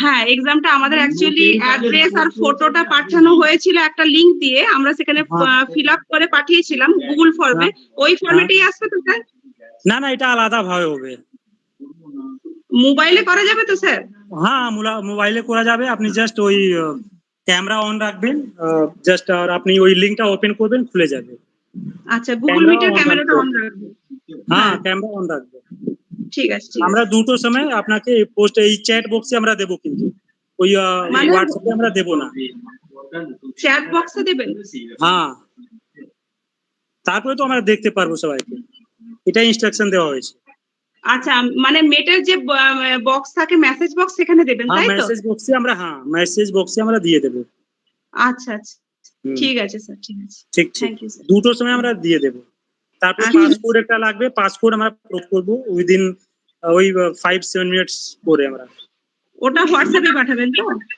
হ্যাঁ হোয়াটসঅ্যাপ না এই চ্যাট বক্সে টোটাল আমরা দিয়ে দেব চ্যাট বক্স হোয়াটসঅ্যাপে কিছু পাঠাবো না ঠিক আছে স্যার চ্যাট বক্সে আমি দিয়ে দিচ্ছি জাস্ট লিংকটা দিয়ে দিচ্ছি আপনারা দেখুন এবার কি দেখুন চ্যাট বক্সে আমরা ওই লিংক আমি দিয়ে দিয়েছি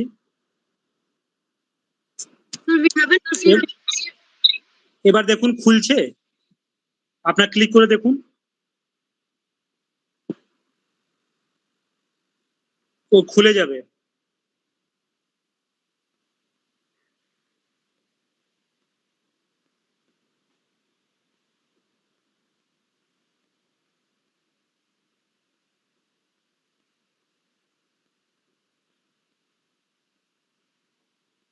hello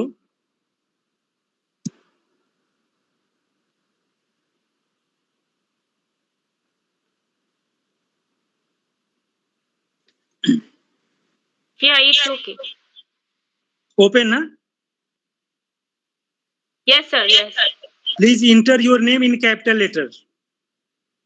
Then passcode.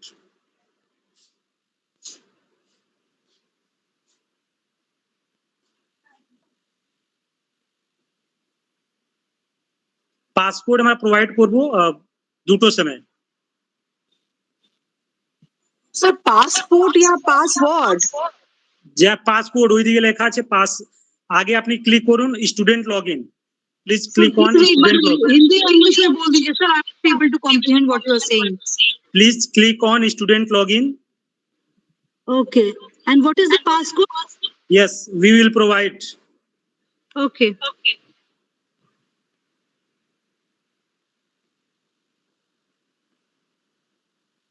please open your camera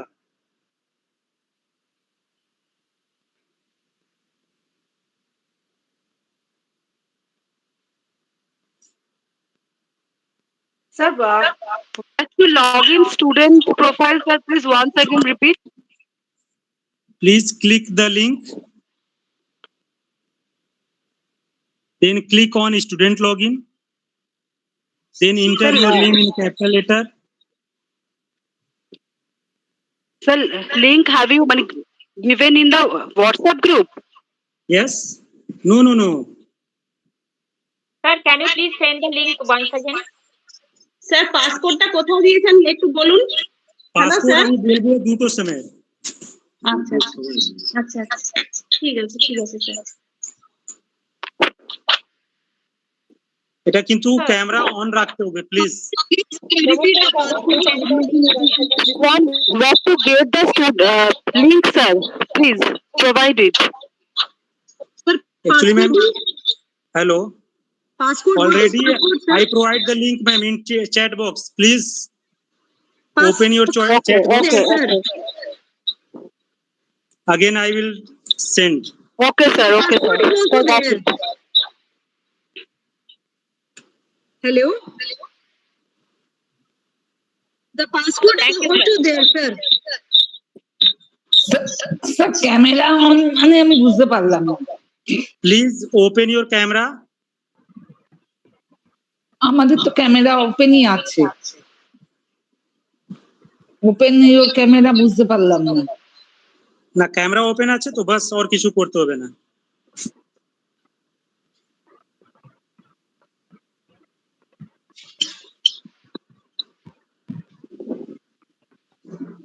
Only 16 participants are there.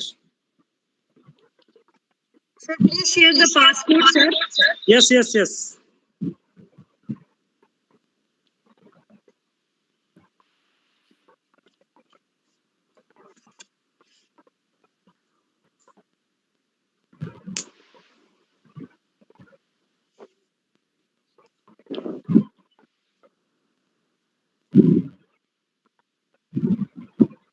Passcode is 27. Sir, please write it in the chat box. Yes, yes, yes. 270623. আরেকবার বলুন sir. Please see in chat box. 270623. 270 Today's date. 270 270623.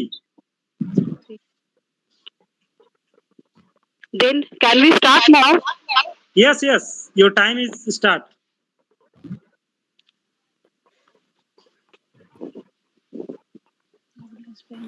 Sir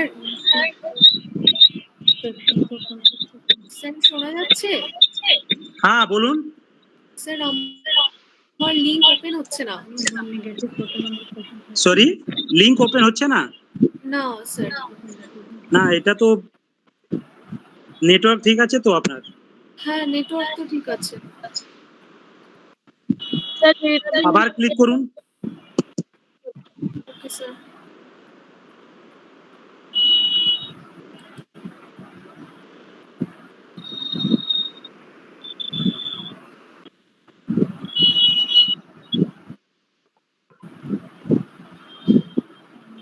Total 30 minutes.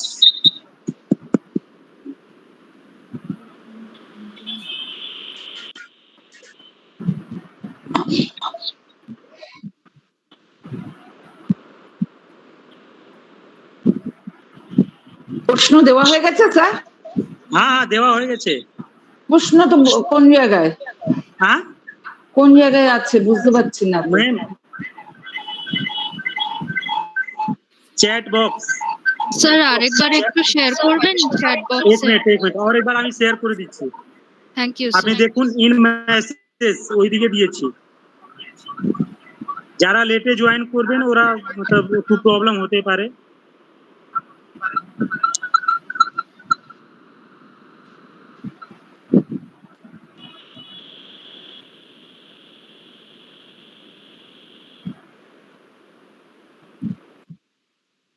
এটা কি আমি হোয়াটসঅ্যাপে দিয়ে দেবো? সব প্রশ্ন তো দেখতে পাচ্ছি না। ফার্স্ট একটা লিংক আছে ম্যাম, হ্যাঁ লিংকটা ক্লিক করতে হবে আপনাকে। কোন লিঙ্কটা একটু লেখা আছে টেস্ট মোস এক্সাম অন রিসার্চ মেথোডোলজি, তারপরে ক্লিক করে দিয়েছেন? ওই please click on the student login. Yes yes yes, student login, তারপরে নিজের নাম লিখুন ক্যাপিটাল লেটার। হ্যাঁ লেখা হয়ে গেছে। তারপরে পাসকোড 270। হ্যাঁ ওটাও করা হয়ে গেছে। আর তারপরে কন্টিনিউ, কন্টিনিউ করুন। হ্যাঁ কন্টিনিউ। একটা একটা করে কোশ্চেন আসবে ম্যাম, দেখুন টোটাল ইনস্ট্রাকশন লেখা আছে। স্টার্ট করে দেবো তো আগে। হ্যাঁ আগে স্টার্ট স্টার্ট করে দিন ম্যাম। হ্যাঁ স্টার্ট করলাম। আমার লিংক কিছুতেই ওপেন হচ্ছে না। তারপরে একটা একটা কোশ্চেন আপনি সাবমিট করবেন। তা স্টার্টই তো হচ্ছে না। স্যার পাসকোডটা আরেকবার একটু রিপিট করবেন? পাসকোড অলরেডি দিয়ে দিয়েছি 270623। ঠিক আছে, থ্যাংক ইউ স্যার।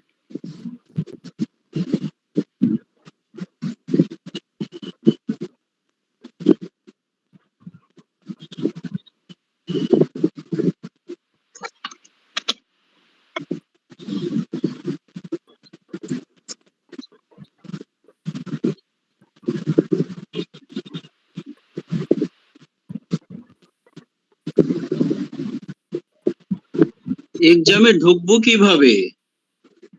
স্যার এক্সামে ঢুকে কন্টিনিউ কোন জায়গায় আছে? কন্টিনিউ তো দেখতে পাচ্ছি। ওপেন হচ্ছে না স্যার। হ্যালো, স্যার ঢুকবো কিভাবে এক্সামে? না সেটা ঢুকেছি স্যার, কিন্তু কন্টিনিউটা তো কোথায় আছে? কন্টিনিউ নিচে Exam- একটা আছে ম্যাম, দেখুন নিচে করুন, আপনার সেটিংটা দেখুন। হ্যাঁ, সেটিং এ কন্টিনিউ নেই, নেভার সেভ রয়েছে। হ্যাঁ, ওইটা সেভ করে আগে চলে যান। সেভ করলাম। টোটাল একটা ইনস্ট্রাকশন দেওয়া আছে ম্যাম, এটা পড়ে নিন, একটা ইনস্ট্রাকশন টোটাল দেওয়া আছে। হ্যাঁ হ্যাঁ, এটা কারো প্রবলেম কিন্তু হচ্ছে না। আমি যদি ঢুকতে পারিনি, মানে না, সেটিং একটা এ গিয়ে কি আপনি লিংক পেয়েছেন স্যার? লিংক পাইনি তো। ও এটাই তো লিংক আমি একটা দিয়েছি চ্যাট বক্সে, দেখুন। আপনি কি এখনই জয়েন করেছেন? এই জাস্ট জয়েন করলাম। ও তারপরে আপনি আবার দিয়ে দিচ্ছি। হ্যাঁ, আমি আমরা হোয়াটসঅ্যাপে দিয়ে দিচ্ছি, হোয়াটসঅ্যাপে আমরা লিংকটা পাসওয়ার্ডটা দিয়ে দিচ্ছি, 1 মিনিট। ওকে okay sir.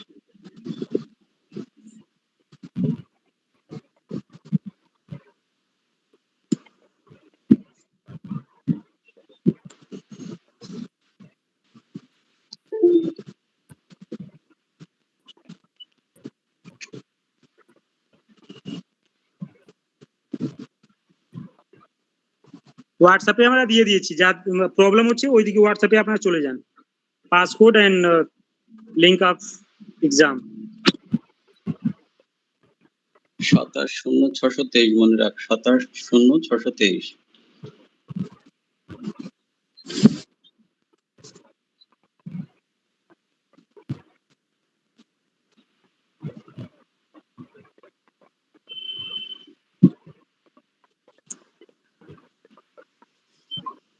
Hello Pramod sir.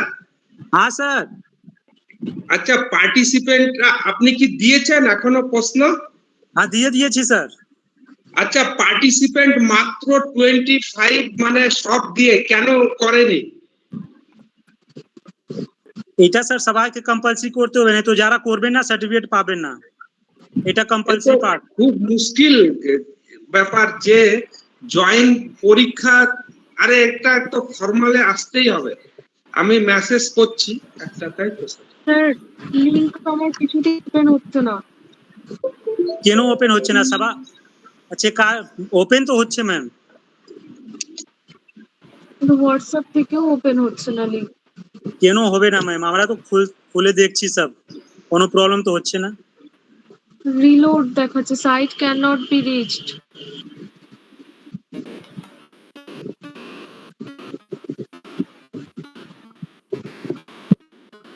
এক মিনিট আমি চেক করে নিচ্ছি। না ম্যাম এটা খুলছে, কিন্তু আমার এখানে বারবারই দেখাচ্ছে site can not be reached. আপনি কি খুলেছে একবার ফার্স্ট টাইম? কোনো টাইম আপনি কি খুলেছেন? না না, আমার প্রথম থেকেই খুলছে না, একবারও খোলেনি। ঠিক আছে, আপনি ওয়েট করুন, কিন্তু এইদিকে খুলছে, কোনো প্রবলেম হচ্ছে না। স্যার প্রশ্নটা কি দেওয়া হয়েছে পাসকোড? হ্যাঁ দেওয়া হয়ে গেছে, হোয়াটসঅ্যাপে দেখুন, হোয়াটসঅ্যাপে দিয়ে দিচ্ছি, চ্যাট বক্সে দেওয়া আছে। যখন থেকে খুলবে, যখন থেকে আপনি খুলবেন টাইম, তখন থেকে আপনার শুরু হবে। আচ্ছা, ওকে ওকে স্যার। এটা এই দিয়ে কোনো টেনশন নেই, যখন আপনি স্টার্ট করবেন তখন থেকে টাইম কাউন্ট হবে। ওকে স্যার, আমারটা এখনো তো খোলেনি। ঠিক আছে ম্যাম, আপনি ওয়েট করুন, আপনার হতে পারে কিছু প্রবলেম। আর একটা মোবাইল আছে, আলাদা মোবাইল? আমি মোবাইল ল্যাপটপ দুটো দিয়েই ট্রাই করছি, কিন্তু দুটোতেই সেম প্রবলেম। না না, এটা ঠিক আছে, হতে পারে, কিন্তু এইরকম তো কথা নেই কিছু, আমি তো খুলে বসে আছি।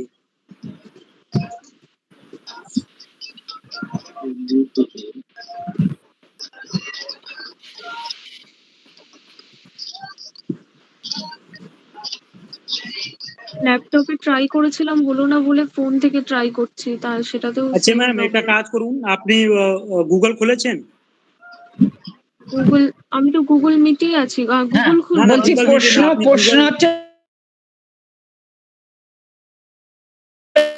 হোয়াট আর দ্য হ্যালো হ্যাঁ স্যার, গুগল খুলেছি, বলুন। এবার আপনি লিখুন, গুগলতে টাইপ করুন। হ্যাঁ বলুন। লিখুন টেস্ট মোজ, TEST टेस्ट मोज, मूज हाँ या मुझे .com /1286 1286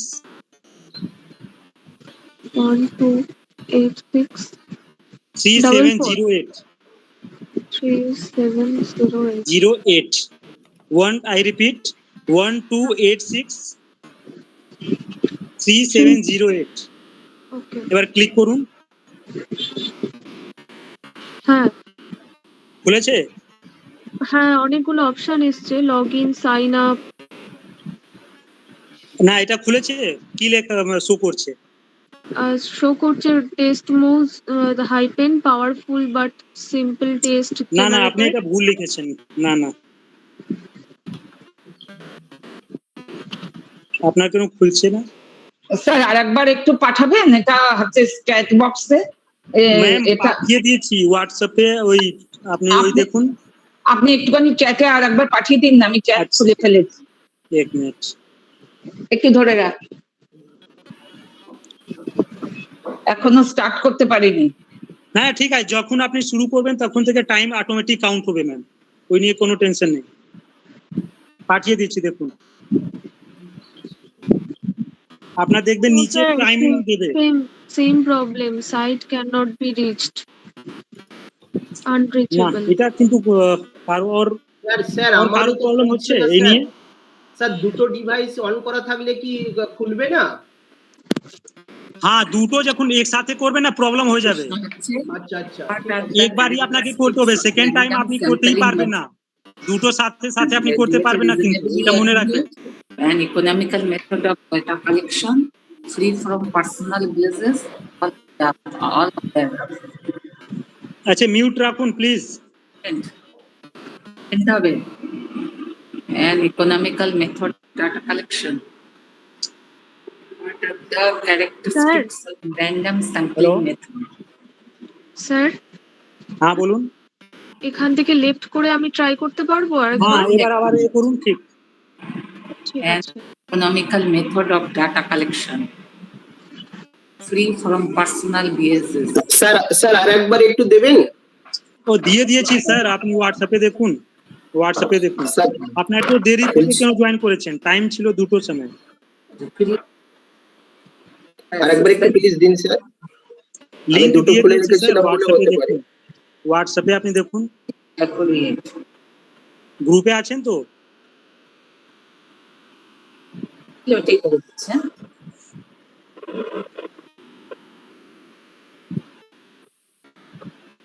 তারপরে হচ্ছে MWCS stand for massive open online courses. Supriya ma'am please mute.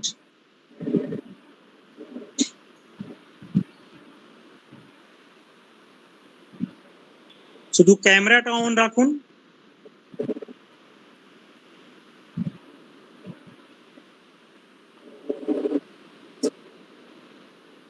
Camera কিন্তু অন নেই সবার।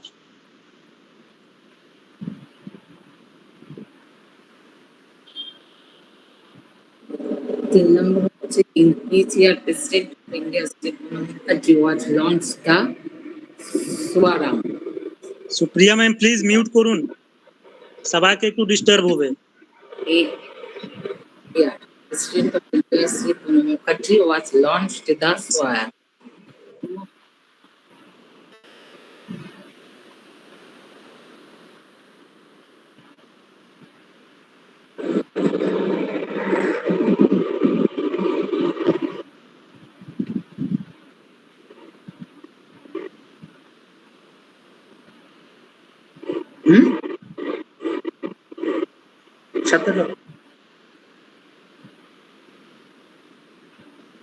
Supriya madam please This session of a research mute করুন।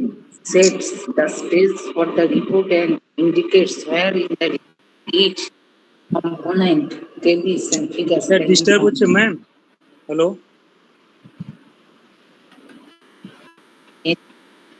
Sir, I have submitted the test. Is there anything else I need to know? Research. Submitted? Submitted. যার কথা শোনা check করুন না madam.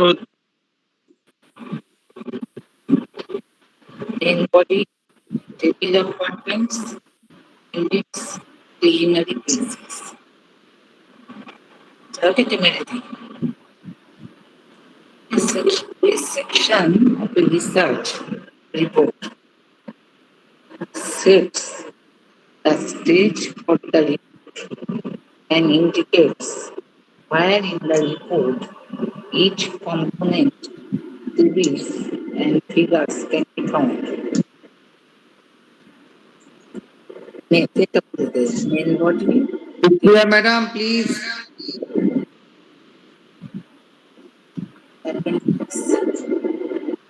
Preliminary page.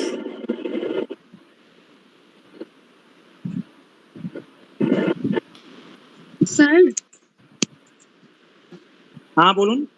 হ্যাঁ অন্য ফোন থেকে খুলছে, আমি কি ওখান থেকে এক্সামটা দিতে পারবো? কোথায় থেকে? Correlation analysis. Hello Supriya ma'am, hello. It's a major attribute of correlation analysis. আপনি দিয়ে দিন। হ্যালো আচ্ছা ঠিক আছে sir.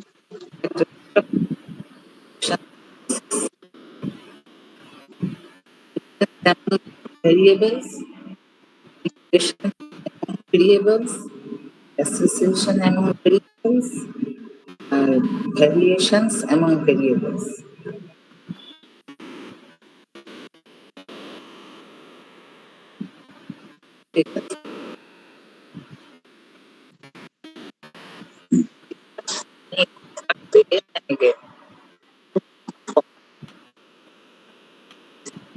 In such a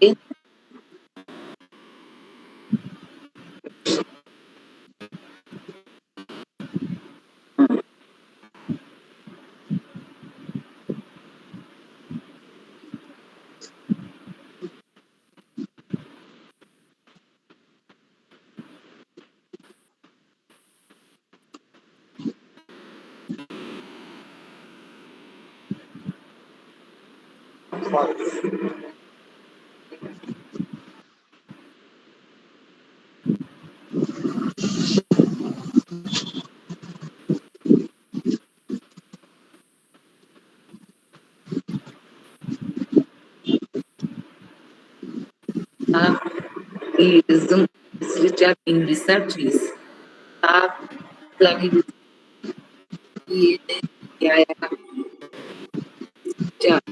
research is someone and sitting in the previous data referring to previous data and working with new objectives.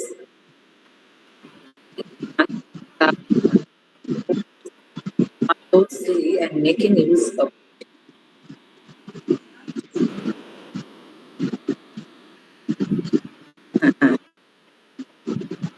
format of thesis writing is the same as presenting a workshop conference paper, a research dissertation, writing a seminar presentation, research paper article.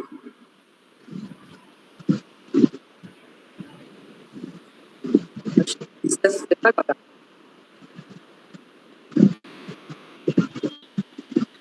research dissertation.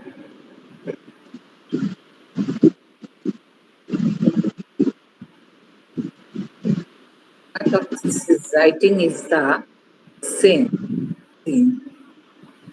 Not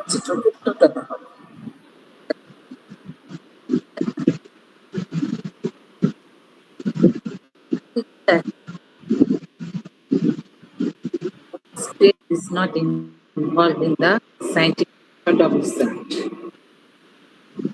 Collection of data analysis and interpretation, formulation of hypothesis, of the problem and problems, application.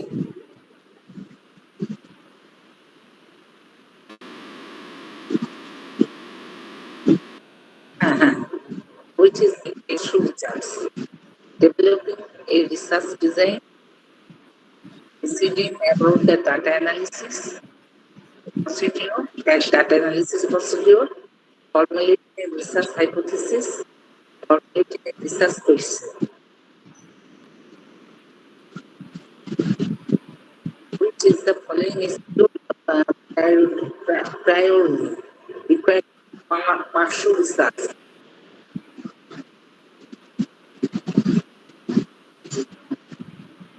Developing a research design, deciding about the data analysis procedure, formulating a research hypothesis, and formulating a research question.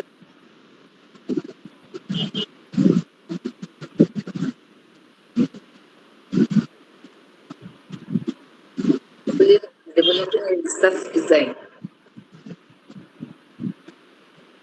Hello, sir. Hello.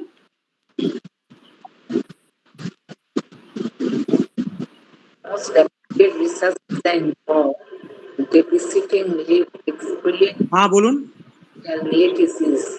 Sir আমার complete হয়ে গেছে ঠিক আছে যাদের complete হয়ে গেছে report চলে আসবে আমরা দেখে বলে দেবো আপনার কি নাম মৌলিনা বেগম Research design ঠিক আছে or device যারা সাবমিট করেছেন আমরা নাম দিয়ে দেবো like experiential. স্যার কতক্ষণের মধ্যে পাবো ওটা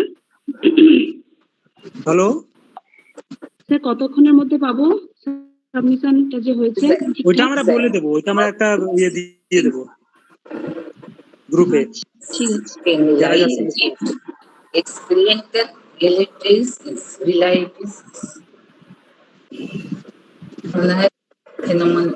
phenomenological designs.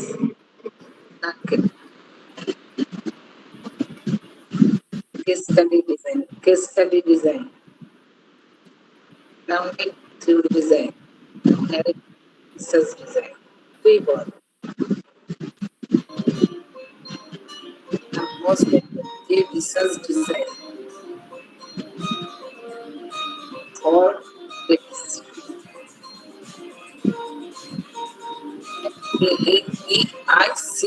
EICPINT. 5 জন আপনার এ করে দিয়েছেন সাবমিট করে দিয়েছেন Live experimental diabetes.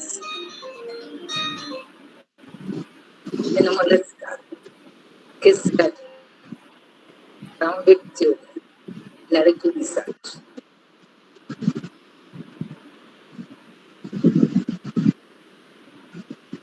Lived experiment.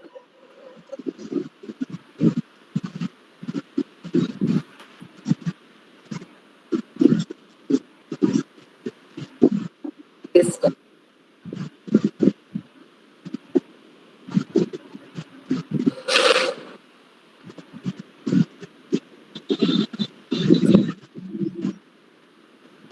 In finalizing a thesis writing format, each of the following on part of supplementary pages.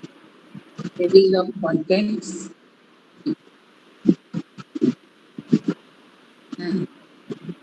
Tables of contents. Bibliography of appendix. Conclusion of the study. List of tables and figures.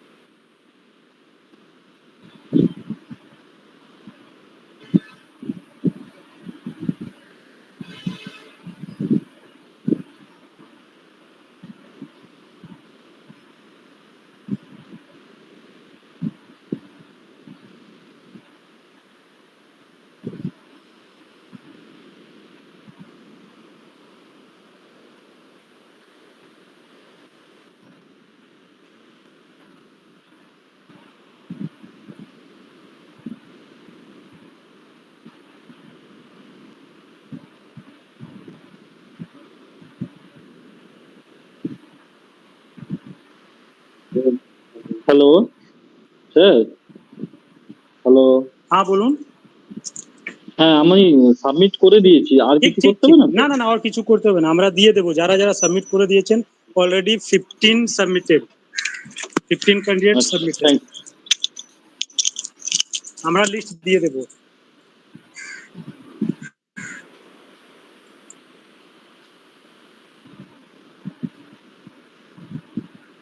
Sir, contrary to the instruction, most people are doing it off camera.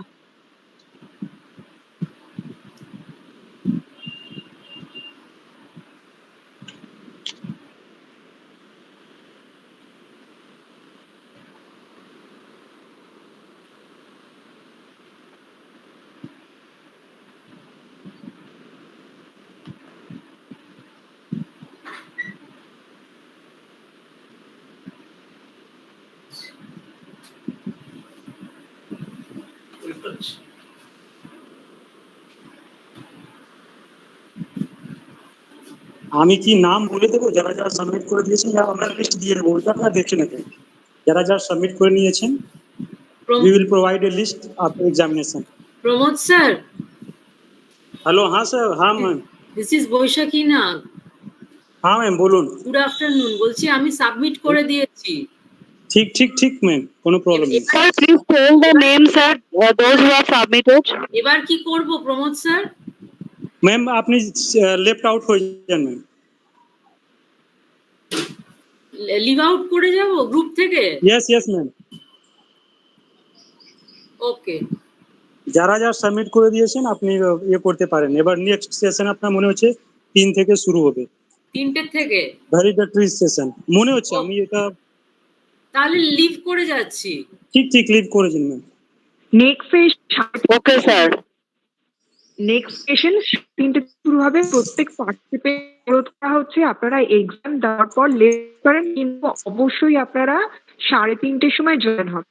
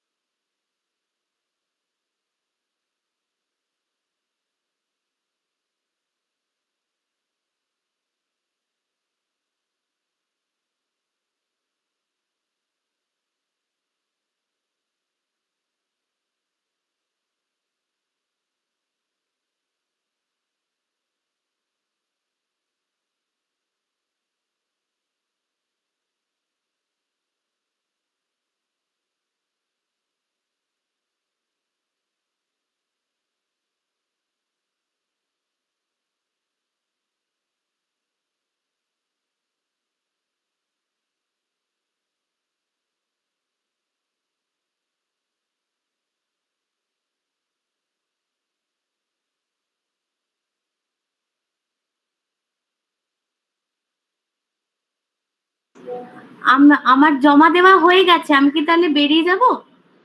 হ্যাঁ হ্যাঁ ঠিক আছে। আপনি বেরিয়ে যেতে পারেন, কিন্তু আপনারা অবশ্যই 3:30টার সময় রিজয়েন হবেন। ঠিক আছে, ঠিক আছে, ঠিক আছে।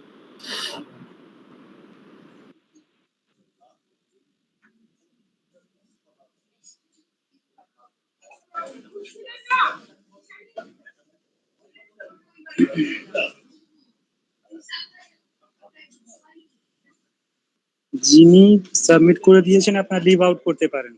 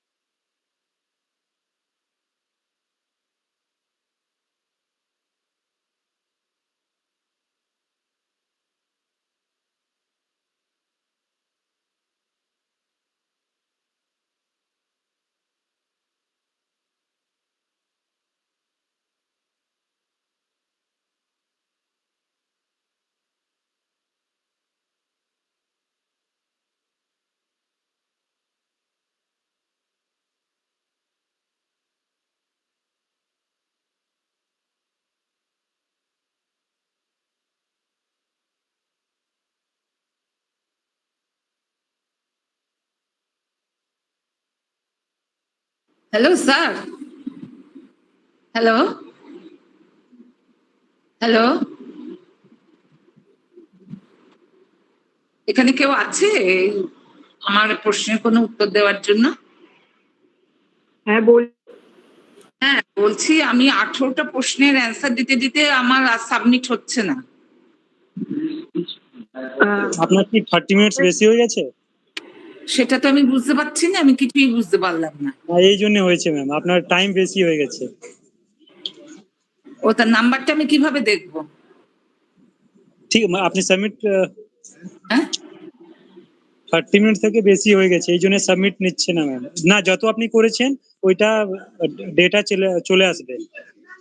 আচ্ছা, কোথায় আসবে? 18টা আপনি করেছেন, হ্যাঁ ওইটা চলে আসবে, বাকিটা আসবে না। ও আপনার কাছে যাবে না, ওইটা আমাদের কাছে চলে আসবে সিস্টেম থেকে।